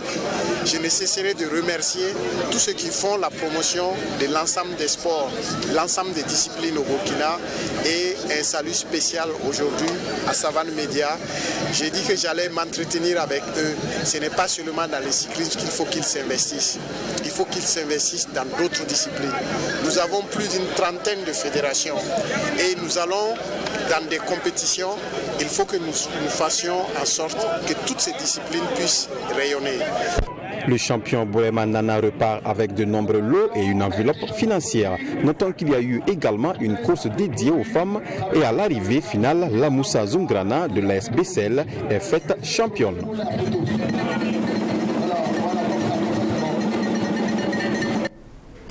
Retour sur ce plateau et comme on parle sport, je suis rejoint par Claude Romba. Bonsoir. Bonsoir Joufava, en tout cas ravi d'être sur ce plateau pour des questions sportives. Évidemment plaisir partagé, on dira. 3e édition, comme on le voyait tout à l'heure, du Grand Prix cycliste de Savane Média. Il y a quelques jours, c'était le championnat national. Le championnat national. Et puis il y a aussi un clin d'œil que je fais aussi à Média Frère BF1 qui avait organisé aussi son marathon. Tout à fait. Tout cela. C'est des initiatives qui permettent à certains compétiteurs dans des disciplines bien précises d'avoir quand même des moments d'expression, des moments de mise en jambe, des moments de mise en forme. Oui, je suis d'accord tout à fait avec vous parce que ça donne ce cadre d'expression-là, mais au-delà de tout aussi, ça marque, ça fait réfléchir par rapport donc au sport. Quelle est la place du sport même dans notre société? Donc quand on voit que tout le monde offre un cadre d'expression comme ça pour des activités sportives, au-delà donc de ce cadre d'expression-là, ce sont des valeurs que véhicule le sport. Je pense que c'est un peu ça. C'est question donc de retrouvailles, c'est question donc de fraterniser, c'est question donc de solidarité. Tout se retrouve autour du sport. Donc voilà pourquoi ces médias n'hésitent pas donc à offrir ce cadre d'expression. Ça veut dire qu'en plus de donner de la possibilité aux acteurs du sport, soit le vélo, soit donc au niveau donc de l'athlétisme ou encore du football ou de la pétanque, donc que les gens puissent jouer et avoir de la compétition, mais c'est également aussi ces valeurs-là que ça véhicule et c'est ce que moi je retiens. D'accord. Plusieurs actualités sur lesquelles on va revenir aussi dans notre partie entretien sport. Il y a eu le 2 juillet là, la journée internationale de la presse sportive. Quand même depuis 1995, reconnue par les Nations Unies, on l'observe, le Burkina n'est pas en reste et l'a marqué aussi. Tout à fait, il faut dire que l'association des journalistes sportifs du Burkina a décidé de marquer cette année le coup du 2 juillet, vous l'avez dit, qui a été institué depuis 1995, mais il faut dire que aussi c'est en référence donc à la création de l'AIPS, l'AIPS qui est donc l'association internationale de la presse sportive qui a été créée le 2 juillet 1924 à Paris, et donc c'est pour également aussi magnifier cela qu'il y a eu cette journée internationale donc de la presse sportive marquée donc par le 2 juillet, et ici même à Ouagadougou, l'association des journalistes sportifs a voulu donc marquer cela avec un match de gala qui s'est joué sur le plateau Omnisport donc de P6, donc ce matin même, et ça a été une occasion pour les journalistes sportifs de jouer avec les entraîneurs du Burkina Faso, l'association nationale des entraîneurs du Faso, et ça a été un match plaisant, mais au finish, vous savez, depuis quelque temps, l'équipe de la GSB est tellement redoutable et qu'elle est imprenable, et donc elle a donc corrigé l'équipe des entraîneurs, donc leur démontrer que au-delà donc de la tactique, au-delà donc de la critique, les journalistes sportifs également aussi ont quelque chose dans les jambes, et également aussi sont des fins tacticiens. Donc ça permet donc à l'association des journalistes sportifs de battre cette équipe de l'association des entraîneurs du Faso par 3-2. Ben, je vous le dis. Vous avez joué? Bien entendu, non, moi j'étais le coach. Donc il faut le dire. Il faut dire que le scénario du match, il faut dire 2-0 déjà avant la première mi-temps, pendant la première mi-temps. Après ils réduisent le score, ils reviennent à 2-2. Ils croyaient qu'ils avaient gagné le match, mais non. C'est là où on leur a dit que non, un match de football, tant que l'arbitre ne siffle pas, c'est pas encore fini. Et on leur a démontré cela avec ce troisième but imparable qui est venu donc parachever donc le succès des journalistes sportifs, 3-2. Et c'était le fruit de votre coaching, j'imagine. Tout à fait, un coaching gagnant, parce que là, on fait rentrer donc Ousmane Traoré qui venait de rentrer, il fait une reprise imparable et ça fait 3-2. Je pense que ça va mettre à l'actif du coach sans véritablement me jeter des fleurs, mais je pense que c'est aussi ça là du coaching. Et je pense que donc le président de l'association nationale des entraîneurs du Faso l'a bien compris, c'est donc Moussa Sanogo. Je lui avais dit, bon coach, je vous fais ce coup là pour vous montrer que bon, écoutez, au-delà de tout aussi, nous on peut faire ce coaching gagnant là, et c'est ce qu'on a fait. Mais non, mais c'est vrai que au-delà de toute plaisanterie, c'est un peu ça. C'était ça qui a marqué cette journée là, qui a été une journée de camaraderie, parce qu'au-delà, les journalistes sont restés, ils ont causé ensemble, et ils ont partagé un repas, et donc c'est un peu ça. Donc la journée internationale de la presse sportive qu'on avait voulu marquer, et je pense que ça a été présidé par le président d'honneur de l'association des journalistes sportifs du Burkina, c'est-à-dire donc Alexis Konkobo, qui était là, et donc voilà, avec tous les partenaires, et donc cette journée a été véritablement bien marquée par la GSB. D'accord. Mais il faut aussi dire qu'au-delà de donc pour cette journée, il y a le président donc de l'AIPS, Gianni Merlo, qui a fait un message. Je ne vais pas lire tout le message, mais déjà on peut retenir quelques grandes lignes par rapport donc à son message, parce qu'il rappelle en tout cas certaines valeurs donc du sport, et que le sport doit pouvoir véhiculer ces valeurs-là. Et il dit ceci. Il dit que... Attendez, je vais rapidement. Voilà, il a parlé des moments difficiles, voilà, c'est ça. Il a parlé des moments difficiles que connaissent le monde entier, et que au-delà de ces moments difficiles-là, c'est notre devoir de nous unir pour faire face aux difficultés et défendre notre indépendance. Le sport est né pour unir les gens, parce qu'il utilise un langage et des règles universelles et est intergénérationnel. Je pense que c'est aussi important de le rappeler. Il a rappelé également aussi l'indépendance de la presse sportive, et donc des journalistes sportifs, et il a parlé également aussi du défi qui devient le nôtre, c'est-à-dire le défi de l'intelligence artificielle aujourd'hui, qui est utilisée, qui peut être en tout cas quelque chose de bien, mais il va falloir faire très attention dans la manipulation donc de l'intelligence artificielle, qui véhicule beaucoup de fake news, et pour pallier à cela, il va falloir se reposer sur notre culture, donc pour évidemment passer au-delà donc de cela, et qu'il faut miser sur la jeunesse, notamment les jeunes reporters, notamment à travers donc l'organisation donc des concours de Young Reporters et tout ça. Et donc je pense que c'est un message véritablement qui,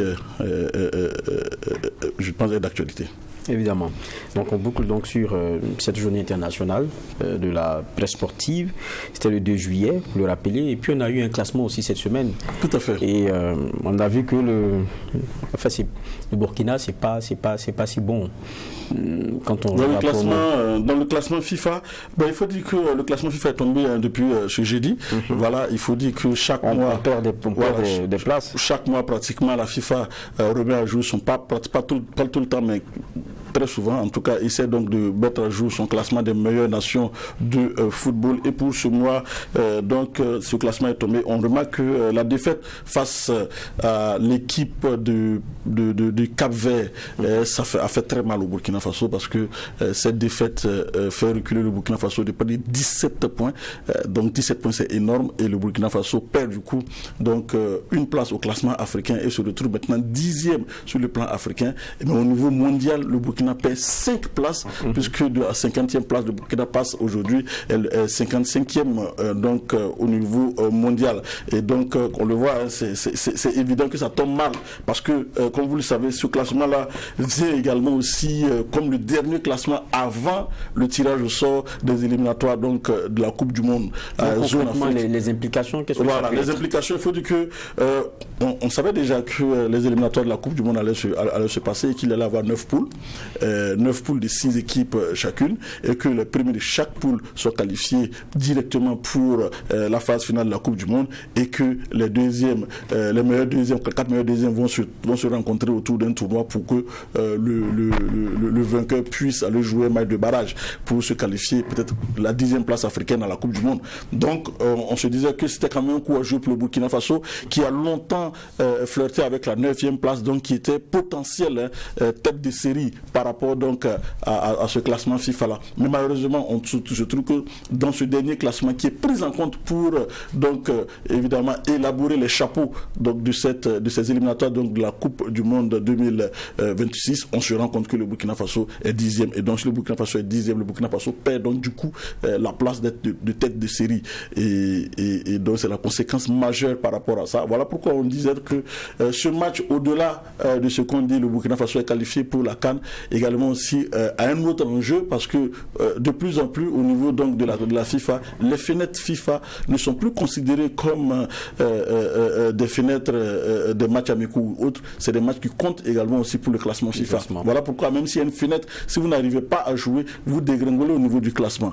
Et le Burkina Faso, qui a perdu face à une équipe qui est mal classée que le Burkina Faso, évidemment ça vous enlève beaucoup de points, et c'est un éliminatoire également aussi de la CAN, où le coefficient est assez élevé par rapport à un match amical. Donc du coup, le Burkina Faso perd plusieurs points, je dis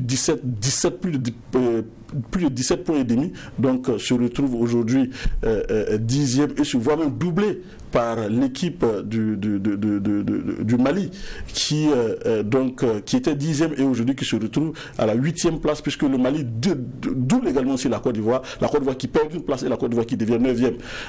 Mais la Côte d'Ivoire reste quand même dans le peloton donc des 9 meilleures nations, et donc est dans le chapeau 1. Je vais vous donner rapidement les différents chapeaux. Allons-y. Le chapeau 1 est constitué donc des 9 meilleurs, donc c'est-à-dire le Maroc, le Sénégal, la Tunisie, l'Algérie, l'Égypte, le Nigeria, le Cameroun, le Mali et la Côte d'Ivoire sont dans le chapeau 1. Je vous explique le principe des chapeaux. Les équipes qui se retrouvent dans le même chapeau ne se croisent pas.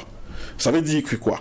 Ça veut dire que le Maroc, le Sénégal, la Tunisie, l'Algérie, l'Égypte, le Nigeria, le Cameroun, le Mali et la Côte d'Ivoire ne se croisent pas. C'est-à-dire la Côte d'Ivoire, parce qu'on prend une équipe comme la Côte d'Ivoire évite du coup que ce soit le Maroc, le Sénégal et toutes ces équipes qui sont donc dans sa poule. Et que le Burkina Faso peut hériter d'une de ces équipes-là. Voilà pourquoi il faut tout faire pour être dans le premier chapeau, pour éviter les grands. Parce que, évidemment, c'est fait pour ça également. Donc le chapeau 2, c'est le Burkina Faso, le Ghana, l'Afrique du Sud, le Cap-Vert, la République dominicaine, démocratique du Congo, la Guinée, Zambie, Gabon et Guinée équatoriale. Chapeau 3, Ouganda, Bénin, Mauritanie, Kenya, Congo, Madagascar, Guinée-Bissau, Namibie et Angola. Chapeau 4, Mozambique, Ghana, Sierra Leone, Togo, Tanzanie, Zimbabwe, République centrafricaine, Malawi et Libye. Chapeau 5, Niger, Comores, Soudan, Rwanda, Burundi, Éthiopie, Eswatini, Botswana, Libéria. Chapeau 6, enfin, Lesotho, Soudan du Sud, l'île Maurice, Tchad, Tchad, Sao Tomé et Principe, Djibouti, Seychelles, Érythrée et Somalie. Voilà donc pour être complet avec les différents chapeaux pour évidemment ces éliminatoires donc de la Coupe du Monde dont le tirage au sort aura lieu du côté donc de la Côte d'Ivoire, je crois que c'est le 13 juillet prochain,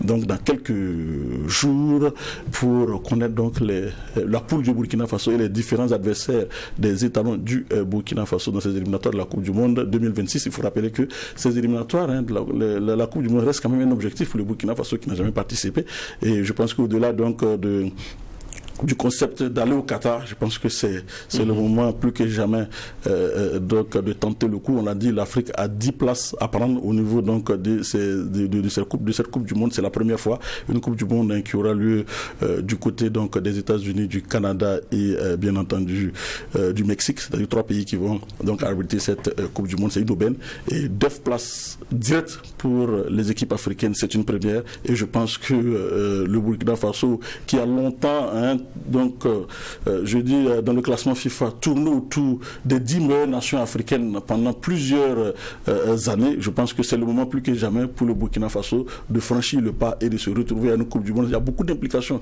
quand vous êtes qualifié pour la Coupe du Monde. Il y a beaucoup d'argent certes, mais également aussi évidemment il y a le prestige et tout ça qui donne. Et donc voilà, parmi les meilleures nations de football.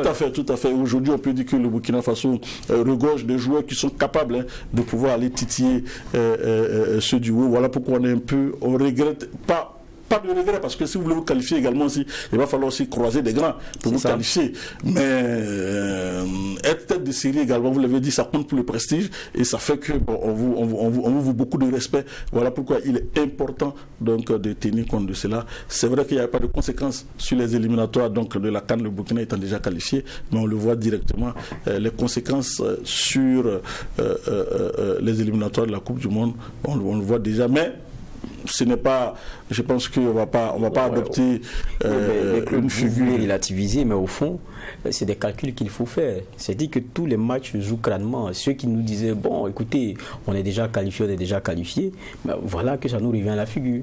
Tout à fait, je pense que c'est un peu ça. Aujourd'hui, il faut rappeler que le football est devenu un vrai business.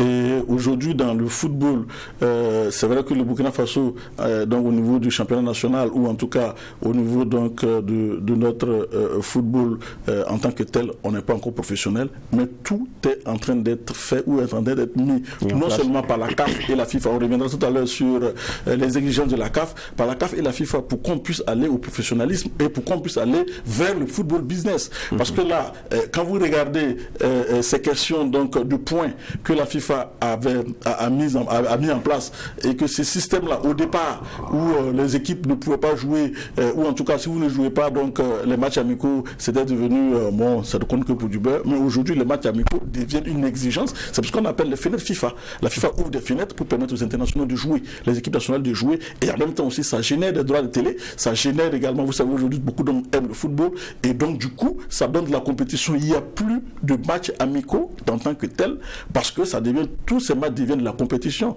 Vous avez vu au niveau de l'Europe, on a la Ligue des Nations aujourd'hui qui représente un peu ces matchs amicaux-là.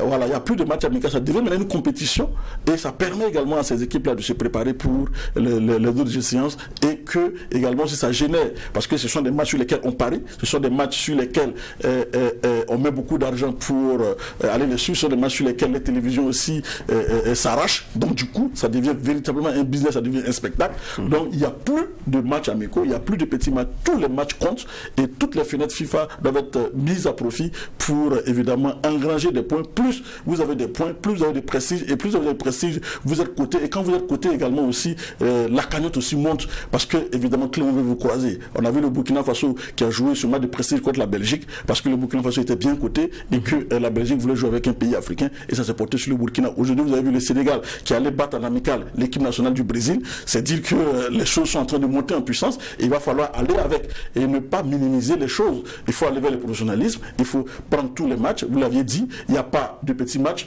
Voilà pourquoi il y a eu ce volet de bois vert par rapport donc à Hubert Velud et sur la prestation des étalons. Et je pense que c'est normal. Voilà. Et qu'aujourd'hui, on paye un peu ça et que là, on paye la place, la tête de liste, la tête de série, et ça pose, c'est vraiment pas bien pour le Burkina Faso. Je l'ai dit tout à l'heure, vous avez parlé des exigences. Vous savez qu'aujourd'hui la CAF a mis des exigences au niveau donc des équipes. La CAF et la FIFA vont de façon crescendo. Au début, vous avez vu que le stade du Catou est suspendu aujourd'hui parce qu'il y avait des critères. Aujourd'hui, pour jouer, il faut avoir des infrastructures de qualité. Et donc, on avait demandé aux équipes d'avoir des infrastructures, des pays d'avoir des infrastructures de qualité. Les pays qui se sont amusés, qui ont cru que c'était donc du bluff, aujourd'hui, on paye le prix. Voilà, par exemple, l'équipe comme le Burkina Faso ne joue plus à domicile. Voilà. Et on ne fait que serrer l'étau parce que là, avec les exigences donc au niveau des clubs, vous savez qu'aujourd'hui, il y a une licence pour les clubs pour participer aux compétitions africaines. On avait parlé de cela, il y a eu la sensibilisation autour et la CAF a laissé un moratoire pour permettre donc aux équipes de se mettre à jour. Et là, on a tourné encore un tour de vis parce que il y a des exigences qui sont aujourd'hui, si vous ne les avez pas, vous ne pouvez pas jouer. Et on a eu peur pour le Burkina Faso, puisque le Burkina Faso a deux équipes qui sont engagées en compétition africaine, c'est-à-dire l'AS Douane et l'Étoile filante de Ouagadougou. Et on avait peur que ces deux équipes-là, par rapport donc aux critères que la CAF a édicté, que ces deux équipes-là ne puissent pas remplir ces conditions pour se représenter le Burkina Faso dans les campagnes africaines. Ça a été in extremis que ces deux équipes ont pu s'inscrire au niveau donc de ces compétitions-là. Mais je vous dis que ça devient de plus en plus difficile. Il va falloir avoir des infrastructures, prouver que vous avez des infrastructures adéquates, prouver également que vous avez un financier, donc vous êtes clean dans votre, je dirais, dans vos finances, prouver également que vous payez vos joueurs, prouver que vous payez vos entraîneurs. Vous n'avez pas d'arriéré d'entraîneurs, d'arriéré de salaire ni au niveau des entraîneurs, ni au niveau donc des joueurs. Vous devez également aussi, au-delà donc de ce que j'ai dit comme infrastructure, mais il faut également aussi avoir un siège qui est fonctionnel. Mais également aussi, il faut que le club puisse tenir ses instances. Oui, mais ce que vous dites, vous voyez que ça ressemble peut-être, comme vous dites, à des toutes vices, à des restrictions, mais ça sert aussi ce football-là pour qu'il devienne professionnel. Tout à fait. Ça ne nous grandit pas d'avoir des matchs de championnat où il y a comme une épée de Damoclès qui tourne. Tout à fait. Puisque les joueurs disent tant qu'on ne fait pas ceci, eux ne vont pas faire cela. Tant qu'on n'est pas payé, on ne vient pas jouer. Et on a vu comment la pression s'est faite sur certains clubs ici en plein championnat national. Ce n'est pas normal. Et quand on veut aller à un certain niveau, je pense qu'il y a un minimum aussi, il y a un minimum qui est demandé. Et c'est ce minimum-là, comme j'ai dit, peut-être que vous n'avez pas tous ce thème, ce tour de vie c'est important parce que ça met tout le monde. Ça met la pression sur tout le monde. Si par exemple aujourd'hui nous avons vu l'Étoile filante de Ouagadougou balbutier pour évidemment avoir cela. Et je sais qu'on a dû passer par des négociations, par des tractations pour que l'Étoile filante de Ouagadougou puisse s'inscrire. Parce que là, il fallait une équipe féminine de football. L'Étoile filante n'en a pas. Donc ça veut dire qu'il va falloir négocier. Voilà, donc et on vous exige également aussi à avoir des petites catégories, donc à miser dans la relève, dans la formation et dans la relève. Ce que le club ici ne faisait pas. Donc c'est des exigences aujourd'hui pour permettre évidemment de développer le football. Et que quand on vous dit que vous ne devez pas avoir donc d'arriéré de salaire, donc ça vous amène à la bonne gouvernance, par exemple. Et que, évidemment, pour être sur donc, le banc de touche, il faut être titulaire, il faut que l'entraîneur soit titulaire d'une licence ACAF, par exemple. Au Burkina Faso, je crois qu'ils Ils ne sont pas nombreux à avoir la licence ACAF. Je crois qu'ils sont moins d'une trentaine, dont une seule femme qui est donc Madame Isabelle Tal, qui était là il n'y a pas longtemps, et qui est la seule dame burkinabé à avoir donc la licence ACAF. Donc il va falloir également aussi qu'au niveau, ça veut dire qu'on met le curseur un peu haut pour permettre d'aller chercher des entraîneurs qui sont qualifiés. Et il va falloir également aussi que nos entraîneurs se mettent donc au diapason et qu'ils aillent chercher ces diplômes-là. Aujourd'hui, on voit que c'est développé et que les gens essaient d'aller chercher donc ces diplômes. Ça c'est déjà une bonne chose parce que plus vous êtes capé, plus le niveau de foot va monter. Et donc la CAF a compris, la FIFA aussi a compris. C'est la FIFA d'abord qui tape au niveau de la CAF. Ils ont compris que si on ne met pas le bleu de chauffe, ça va être difficile pour ces pays-là, ou en tout cas ces clubs-là, de pouvoir atteindre le niveau. Et quand vous regardez chez nous encore, ça va, vous avez vu du côté du Cameroun et de la Côte d'Ivoire, ça crée un bras-le-bas, parce que déjà les Ivoiriens veulent aller vite. Ce ne sera pas, cette licence de club ne va pas s'arrêter pour les équipes qui sont engagées dans la compétition africaine, mais pour les équipes qui vont jouer dans le championnat. Le championnat national. Donc je pense que c'est un peu ça que le Burkina Faso doit faire. C'est-à-dire au-delà donc de pouvoir les inscrire donc, dans ces compétitions continentales-là, mais c'est également aussi leur dire qu'au niveau du championnat national, celui qui ne remplit pas ces conditions ne doit même pas prendre part au championnat national. Et je pense est-ce que ça ne va pas changer profondément même nos modèles économiques là? Parce que quand on regarde le système associatif est en train de montrer ses limites aussi. Tout à fait, et on doit y aller. Et ça devient une exigence aujourd'hui pour les clubs. On a dit qu'il faut aller vers le business. Mais je pense que ce n'est pas aussi le tout football business pour ne pas aussi... voilà. Mais il faut aller vers cette formation pour pouvoir faire monter le niveau. Il faut aller vers un salaire. Vous avez vu en Côte d'Ivoire, il y a un salaire minimum. Vous savez qu'au Burkina Faso, le salaire minimum est fixé aussi. Voilà, donc 100 000 francs en première division et 50 000 francs en deuxième division. Voilà, je pense que dans d'autres pays, voilà, c'est fait également et que bon, on est passé un peu au-delà. Donc voilà un peu ce qu'il faut retenir, et il faut dire cela. Je pense que aujourd'hui, ça devient une exigence et que tous les clubs doivent pouvoir se mettre au diapason. Si vous n'êtes pas capable d'avoir donc un budget minimum pour une saison, vous ne devez même pas prendre part donc au championnat. Alors, ce budget-là doit pouvoir garantir le salaire des joueurs, le salaire des entraîneurs, évidemment pour tout ce qui va avec. Parce que si vous n'avez pas ça, il est difficile de pouvoir tenir. On a vu cette année ce championnat qui vient de s'achever, on a vu les grèves à répétition des joueurs, et qu'à la fin de l'année, ça devient donc un chantage pour pouvoir payer les arriérés qu'on doit aux joueurs. Voilà, donc il faut également regarder la réalité en face. Il faut que les clubs burkinabés regardent la réalité en face. Il faut que la fédération aussi secoue ce cocotier-là, et qu'ensemble, le club et la fédération puissent regarder dans la même direction et comprendre que ce sont des exigences d'aujourd'hui. Je pense que dans le plan au niveau du football burkinabé, il était prévu d'aller donc à une ligue professionnelle, un championnat professionnel qui allait limiter les clubs. Je crois que c'était un championnat professionnel à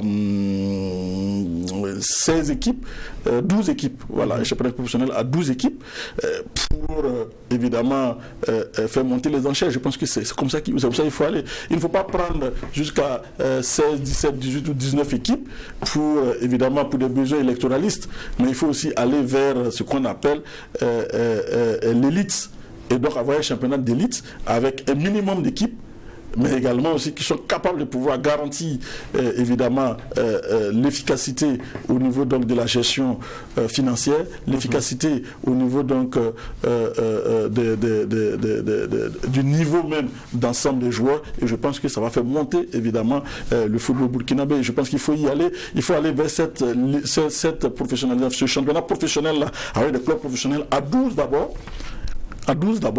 Et après, on verra le reste. Les équipes ne sont pas capables, de pouvoir donc respecter évidemment ce cahier de charges-là, ne doivent pas jouer ne peuvent pas être des équipes professionnelles. Et je pense qu'il faut peut-être aller vers cela.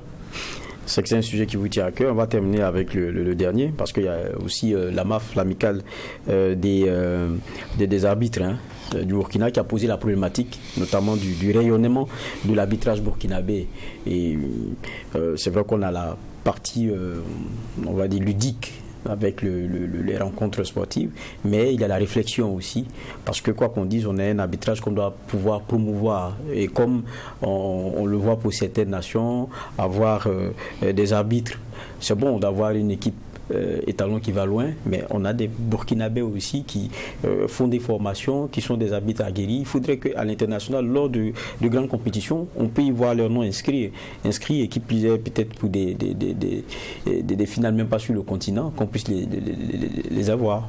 Non, je suis d'accord avec vous, mais déjà, il faut dire que de plus en plus, on a nos arbitres qui s'exploitent très bien et qui arrivent donc à jouer les phases finales de CAN.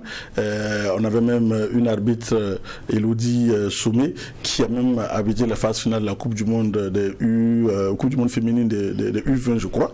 Donc, c'est dire que si on a pu placer quand même un arbitre jusqu'à ce niveau de la compétition, jusqu'à la Coupe du Monde, c'est dire quelque part que le travail est fait, le travail est bien fait et que l'arbitrage burkinabé aussi est en train de s'apprécier de plus en plus sur l'échiquier continental et international. Et ça, c'est également, on est tous d'accord là-dessus, mais l'arbre ne peut pas cacher la forêt, il y a beaucoup de difficultés. Et je pense que lors des échanges, les arbitres eux-mêmes ont reconnu que la première difficulté vient des arbitres eux-mêmes, parce que ça vient donc des querelles intestines. Voilà, et ces querelles intestines-là avaient bloqué donc le développement de l'arbitrage pendant plusieurs années au Burkina Faso, et les acteurs en ont souffert. Et aujourd'hui, je pense qu'avec ces jeunes, avec donc l'amicale des arbitres du Faso qui a décidé donc de crever l'abcès, ça a été une occasion, parce qu'on a été vraiment très content de voir plusieurs générations d'arbitres qui se sont rencontrés dans cette salle de conférence donc du CNOSB pour échanger. Et je pense qu'il y a eu certaines choses qui ont été dites, vraiment il fallait donc avoir ce cadre d'expression là pour que chacun puisse s'exprimer un peu, et je pense que c'est déjà une première étape qui est franchie, et c'est pour cela il faut saluer donc cette initiative de l'amicale donc des arbitres du Faso qui a réussi donc à regrouper dans la salle plusieurs générations, des arbitres qui ne se parlaient pas, des personnes qui ne se parlaient pas. C'est vrai que ça ressemblait à des problèmes de personnes, mais également aussi c'est des problèmes qui doivent trouver solution pour permettre donc à l'arbitrage burkinabé d'évoluer. Chacun était conscient de la valeur sûre des arbitres. Chacun également aussi a reconnu sa part de responsabilité dans le blocage, ou en tout cas dans le fait que l'arbitrage burkinabé a stagné pendant longtemps. Et je pense que ça c'est déjà un effort d'avoir reconnu chacun donc de par sa responsabilité par rapport donc à ce qui s'est passé, et je pense que ça c'est déjà pas mal, c'est déjà un premier pas, et je pense que ça commence par là. Et c'est vrai que la Fédération burkinabé de football a été interpellée directement afin de régler le problème de l'arbitrage, parce que ils l'ont dit, le problème de l'arbitrage est lié au football. Ce n'est pas un problème des arbitres, mais c'est un problème du football, parce que aujourd'hui la question de la VAR se pose avec acuité. Donc il va falloir aller vers les formations, il va falloir donc aller vers les arbitres VAR. Surtout ça devient une exigence. Si vous n'allez pas donc vers cela, vous ne pouvez pas évidemment être au niveau compétitif, au niveau international. Donc ça devient aujourd'hui une exigence donc de la part donc de la Fédération burkinabé de football, qui n'a pas le choix que d'accompagner les arbitres évidemment dans le développement, parce que s'il n'y a pas d'arbitre, il n'y a pas de football. Donc c'est un maillon essentiel, sinon très important pour le football. Donc autant on est en train donc de travailler pour mettre en place évidemment un football professionnel avec un certain nombre donc de mesures, autant également aussi il va falloir regarder donc du côté des hommes en noir, qui ne sont plus véritablement en noir, parce qu'il y a beaucoup maintenant, je pense que la situation a évolué, mais ce sont les maîtres du jeu. Donc il va falloir être plus regardant par rapport donc à ces maîtres du jeu là, et leur donner de toute la place, ou en tout cas pour moi toute la considération qu'ici, si évidemment on veut améliorer l'arbitrage burkinabé. C'est vrai qu'au niveau national il y a eu beaucoup de plaintes, mais c'est également ça. Je pense également aussi que les arbitres doivent avoir le courage de se regarder en face et de poser le problème de la corruption qui sévit. Ce n'est pas que au Burkina Faso. On ne dit pas que les arbitres burkinabés sont corrompus, mais cette question de corruption est au centre, évidemment, et même au niveau international, ça se pose. Et c'est un peu peut-être ce que j'ai regretté par rapport à ça, je le dis franchement, et qu'on n'a pas voulu regarder cela en face, mais ça reste quand même une réalité, sans dire également que les arbitres burkinabés sont corrompus. Mais il faut également regarder cela, parce qu'il y a des faits qui ont été posés. Il y a des faits qui sont là. Il y a des arbitres qui ont posé des plaintes. Où des plaintes ont été déposées au niveau donc des commissions juridictionnelles de la Fédération burkinabé de football pour tentative de corruption, c'est-à-dire qu'ils ont été approchés. Mais certains ont peut-être refusé, d'autres ont peut-être accepté, on ne sait pas, mais ça reste quand même une question d'actualité, parce que la corruption aussi reste un fait de société. Voilà. On est rejoint par Awel Goudo, parce que vous parlez de la MAF, l'amicale. Vous êtes de cette amicale-là. Bonsoir déjà. Bonsoir. Merci d'être avec nous. Merci. Claude Romba qui posait déjà la problématique, c'est vrai que vous êtes intéressé à comment est-ce que l'arbitrage burkinabé pourrait avoir un rayonnement international. Vous vous êtes parlé, ça a été chaud. Oui, effectivement, c'était le thème de notre conférence le vendredi passé à 16h à la salle CNOSB. Effectivement, on s'est posé des questions sur les enjeux et les perspectives pour le rayonnement du football, de l'arbitrage au Burkina et à l'international. Mais je pose une question qui peut paraître niaise, mais nous, on n'est pas forcément des puristes, on n'est pas dans la machine. Est-ce qu'il n'y a pas, même au sein de l'arbitrage là, pour le rayonnement à l'international, est-ce qu'il n'y a pas un lobbying que certains aussi font? Est-ce qu'il n'y a pas un lobbying? Est-ce qu'au Burkina, ce lobbying-là est fait? C'est une question qui a été posée également. Bien sûr, effectivement, c'était une question qui était posée. Ceux qui étaient là avant ont essayé de donner un programme qu'ils avaient, qui n'a pas forcément marché. Et ceux qui sont là aussi, ils ont promis effectivement de travailler dans ce sens-là afin que la situation change, parce qu'actuellement, c'est vrai qu'il y a des gens qui sortent, mais les résultats ne sont pas comme nous, ce que nous voulons. Voilà, je pense que je profite. Ce que vous avez dit est tellement pertinent que c'est pour cela que je dis que ça a été vraiment une rencontre importante pour les arbitres, parce qu'ils ont reconnu, ceux qui étaient là, les devanciers, les générations, ils ont reconnu que c'est par le fait qu'eux se sont querellés qu'ils n'ont pas pu faire ce lobbying-là et n'ont pas pu travailler pour la promotion à l'international. Et je pense que ça c'est déjà un pan, et c'est déjà bien de le reconnaître. Et il faut aller dans ce sens-là pour pouvoir faire ce lobbying-là, et avec les anciens arbitres, mais également aussi avec les membres fédéraux. Je pense que c'est aussi ça. Mais c'est quoi ces querelles de personnes? Qu'est-ce qui ne va pas? Personnellement, je ne saurais vraiment répondre à cette question parce que c'est jeune. Je suis arrivée il n'y a pas très longtemps. C'est vrai qu'il y a certaines choses que j'ai vues et il y a beaucoup de choses que je ne peux pas vraiment m'exprimer surtout et sur un plateau. Mais ils ont privé l'abcès au moins. Parce qu'on a dit à certains qui ne se parlaient même pas. Oui, peut-être oui, mais parce que je ne peux pas vraiment l'affirmer comme ça, mais je sais qu'il y a beaucoup qui ne s'entendaient pas et qui ont promis dès à présent de vraiment se mettre la main dans la main pour le rayonnement du football et de l'arbitrage. D'accord. On est content de voir aussi qu'il y a des femmes qui s'intéressent beaucoup à l'arbitrage. On l'a dit, il y a Elodie Sommet qui allait même jouer jusqu'à la Coupe du Monde. Et là, aujourd'hui, elle est là, Awa Ilboudou qui est là, qui est aussi arbitre. Et que ça se passe comment au niveau des femmes? C'est la même réalité que les hommes, sauf que ici on rencontre certaines difficultés que les hommes ne rencontrent pas, parce qu'on voit l'arbitrage comme un métier d'homme, et du coup quand on voit surtout un match d'homme, si c'est une femme qui doit arbitrer, ça change un peu. Là, hier on était du côté de Ziaré pour la dernière journée de D3. Avant même le début du match, il y a des joueurs qui ont eu un comportement, vous sentez déjà que c'est pour tester vraiment l'arbitre. Ce sont des difficultés comme ça qu'on rencontre, mais je vous assure que nous sommes animés par la passion et donc ça roule, il n'y a pas de souci. Ça roule, il n'y a pas de souci. Donc à l'image donc de Frappa qui aujourd'hui donc officie avec les hommes. En tout cas, on est content de voir les arbitres, mais également aussi, oui, allez-y. Tout à l'heure, Claude, il mettait le doigt sur une problématique, la question de la corruption. Oui. Vous savez, le sifflet, s'il n'est pas juste, il peut avoir beaucoup de soucis. Vous, particulièrement, vous avez déjà été approché? Non, j'ai jamais été approché. Vous en avez entendu parler? Oui. Je pense qu'en confrère, vous parlez. Oui, j'ai entendu parler. Il y a certains camarades qui en parlent souvent. Mais moi, je pense on ne donne pas raison. Mais franchement, vu la situation dont les arbitres traversent, si on ne fait pas vraiment attention, si on n'est pas regardant, beaucoup vont tomber. Ça, c'est évident parce que la situation, c'est laquelle? La situation, c'est vraiment, vous le savez bien, aujourd'hui, l'arbitrage, comme on est en train de vouloir professionnaliser le football, il faut aussi changer à professionnaliser l'arbitrage. Et il y a des réalités que nous vivons qui sont très compliquées, c'est-à-dire qu'il faut s'entraîner pendant 6 jours sur 7. Et il faut aussi participer à des rencontres. Vous connaissez la réalité de Ouagadougou, beaucoup quittent dans des quartiers très lointains et ils doivent se rencontrer forcément au stade municipal pour l'entraînement. Il y a ces réalités, on n'est pas bien payé. Et donc, quand quelqu'un n'est pas bien payé pour ces situations-là, franchement, je ne suis pas en train de... je n'ai pas encore appris que quelqu'un a été corrompu, mais je pense que c'est quand quelqu'un est dans cette situation, il est fragile et il peut être vraiment corruptible. Ça, c'est vrai, et j'en cite moins.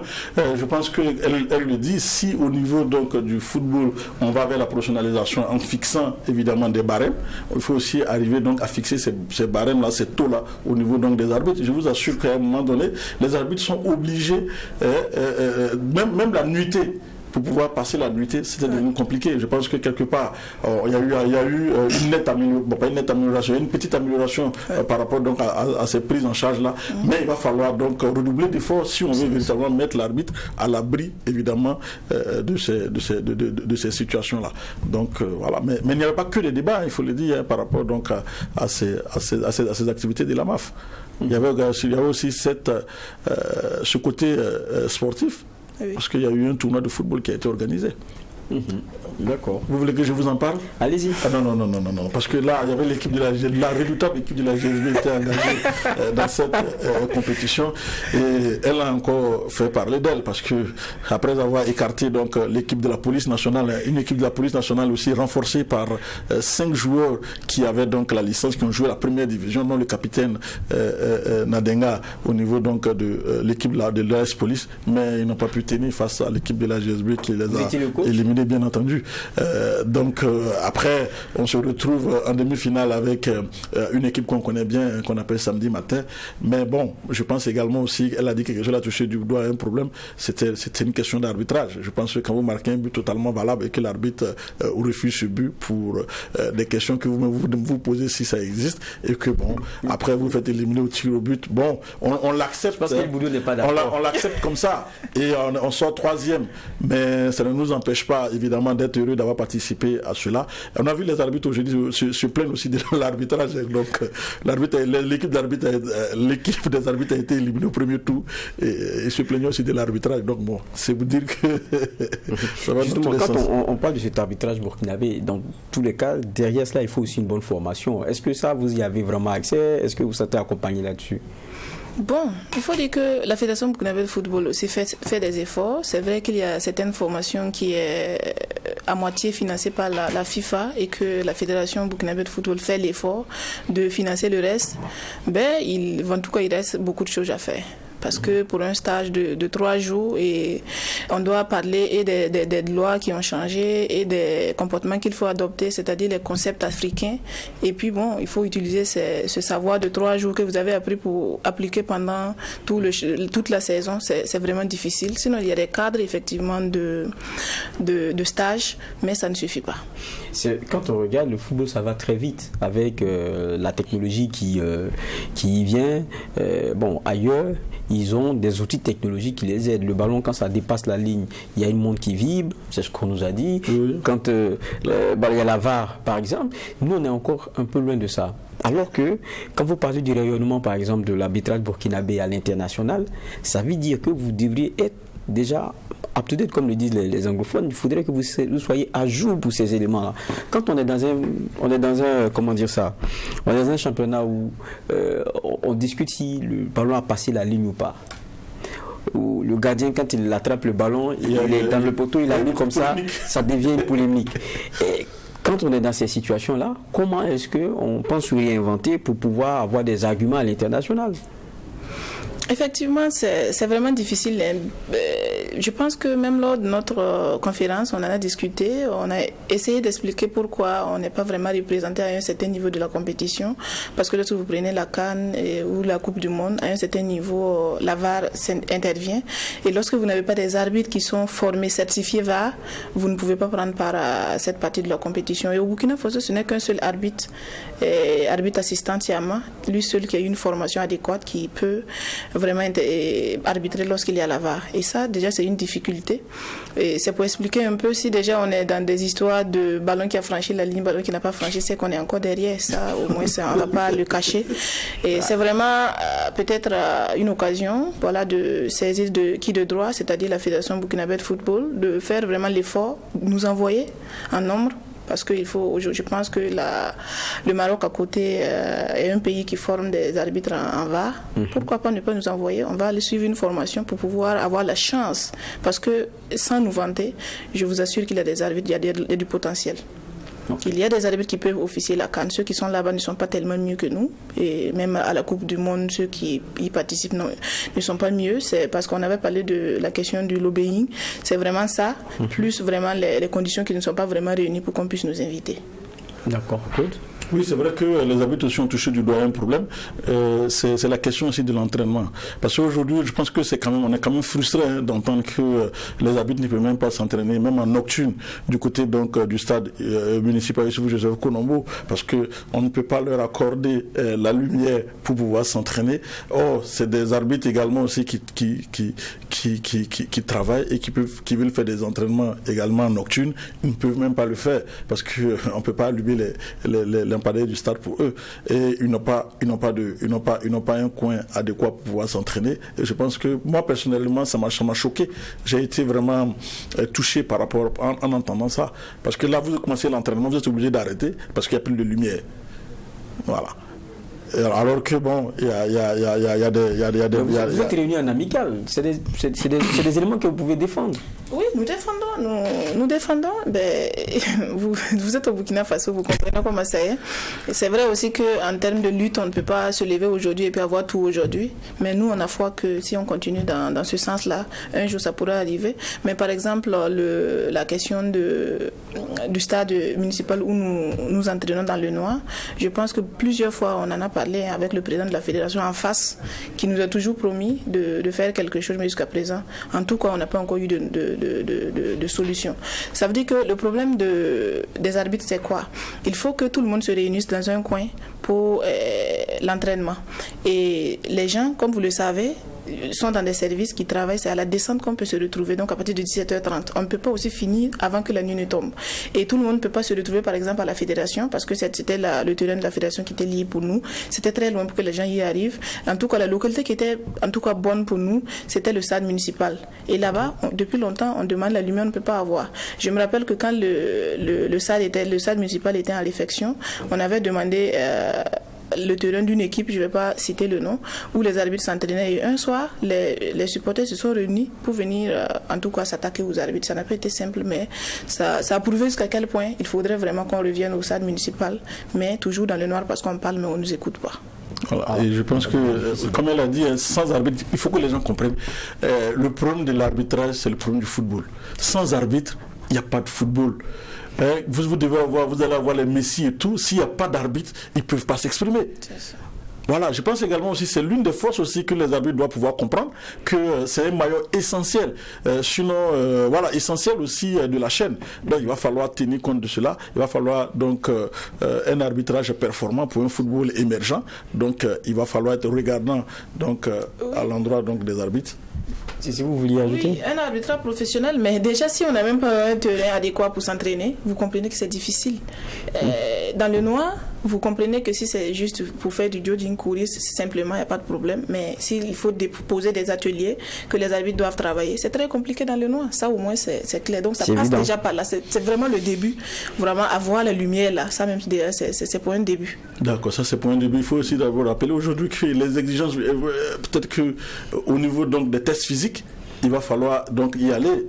Il y a le polar qui doit intervenir, c'est-à-dire la technologie qui doit pouvoir intervenir. Il y a les visites médicales également aussi qui doivent pouvoir intervenir, parce que c'est dans l'international et toute cette prise en charge également aussi qui est là. Donc vraiment, on a l'impression que quand on voit les arbitres comme ça, on a l'impression que c'est si simple. Mais quand vous rentrez un peu dans le milieu, quand vous essayez donc d'explorer, vous vous rendez compte que vraiment les défis sont énormes. Il y a beaucoup d'insuffisances. C'est vraiment les parents pauvres. Ils sont dépourvus de presque tout. Et on leur demande de réaliser des exploits. Elle l'a dit, si aujourd'hui, vous l'avez bien souligné, si aujourd'hui un arbitre ne sait pas qu'un but est rentré, alors que la technologie lui permet avec un simple, ça vibre seulement, c'est-à-dire la Godline technologie, on ne l'a pas. Je pense qu'au niveau donc, de la CAF, ça devient de plus en plus une exigence au niveau donc, des différents stades. Voilà, donc même le drapeau bip, je crois que c'est maintenant là, même ça, souvent c'est enrayé, ça serait, parce que évidemment la communication avec les autres. Aujourd'hui, le kit qu'on avait acquis, il y a plusieurs qui ne marchent plus. Donc c'est dit que c'est non seulement il ne suffit pas d'acquérir donc le matériel, il faut aussi l'entretenir. C'est ça. Voilà, il faut aussi donc pouvoir l'entretenir, suivi et tout. Et pouvoir se renouveler, remplacer. Et c'est vraiment, ça coûte cher. Je pense qu'aujourd'hui, les exigences sont telles qu'il faut miser sur l'arbitrage pour avoir donc des équipements adéquats et également aussi des personnes qui soient physiquement prêtes et qu'elles puissent être plus performantes. En tout cas, on va dire une préoccupation, hein, c'est très important. On ne peut pas parler de ces exigences-là de la CAF, comme on le disait tout à l'heure, l'obligation faite au club et ne pas s'occuper du problème des arbitres, parce que sans arbitre, c'est vrai qu'il n'y aura pas de football. En tout cas, beaucoup de courage. Merci beaucoup. Beaucoup de courage, Madame Awaï Boudou, et ça a été un plaisir de vous avoir ici. Je rappelle que vous êtes de la MAF, c'est l'amicale des arbitres du Faso. Kodomba. Merci. Mais il faut rappeler également, rapidement, il faut rappeler que, non, je voulais dire un bravo à la JSB par rapport donc non seulement à la journée internationale de la presse sportive qui a étrillé l'équipe donc des entraîneurs. Comme je l'ai dit, aujourd'hui l'équipe de la JSB devient une équipe difficile à battre. Et évidemment, aucune équipe ne veut inviter encore la JSB dans leurs activités. Les arbitres en savent quelque chose, parce que quand ils nous invitent, on ne paie rien pour les battre. Donc, avis donc aux amateurs, l'équipe de la JSB est là. Donc, on attend que la gendarmerie, parce qu'on n'a pas encore croisé cette équipe de la gendarmerie, pour en finir avec les FDS, pour les mettre au pas, comme on dit. On attend donc de pied ferme cette équipe de la gendarmerie. C'est vrai que la gendarmerie passe avoir gagné la JSB, c'est pas la JSB, il faut rectifier. La gendarmerie a battu l'équipe de la presse, écrite. Voilà, lors du tir, ça n'a rien à voir avec l'équipe de la JSB. Donc il faut d'abord rectifier cela, parce que quand on leur parle, ils disent non, non, vous n'avez jamais battu l'équipe de la JSB et on vous attend de pied ferme. Voilà. D'accord. Ce sont les propos de Claude Romba. En tout cas, merci Claude d'être passé. Et ça va finir donc pour ce JDS. Et puis, on l'avait annoncé en titre, hein, et donc il est important pour nous aussi de le repréciser ici. Dans notre titre 1, on parlait du meeting de soutien à la transition. Le meeting qui a eu lieu hier, on devrait recevoir les organisateurs, en tout cas, qui nous avaient donné toutes les garanties. Mais nous allons clore ici maintenant ce JDS sans les avoir. En tout cas, on s'en excuse puisqu'on l'avait déjà annoncé. Mais merci d'avoir été des nôtres au cours de ces pratiquement 2 heures à débattre de l'actualité dans sa forme aussi variée et plurielle. Un JDS dense, et on prend ici et maintenant congé de vous en espérant vous avoir dimanche prochain, et d'ici là, portons-nous bien.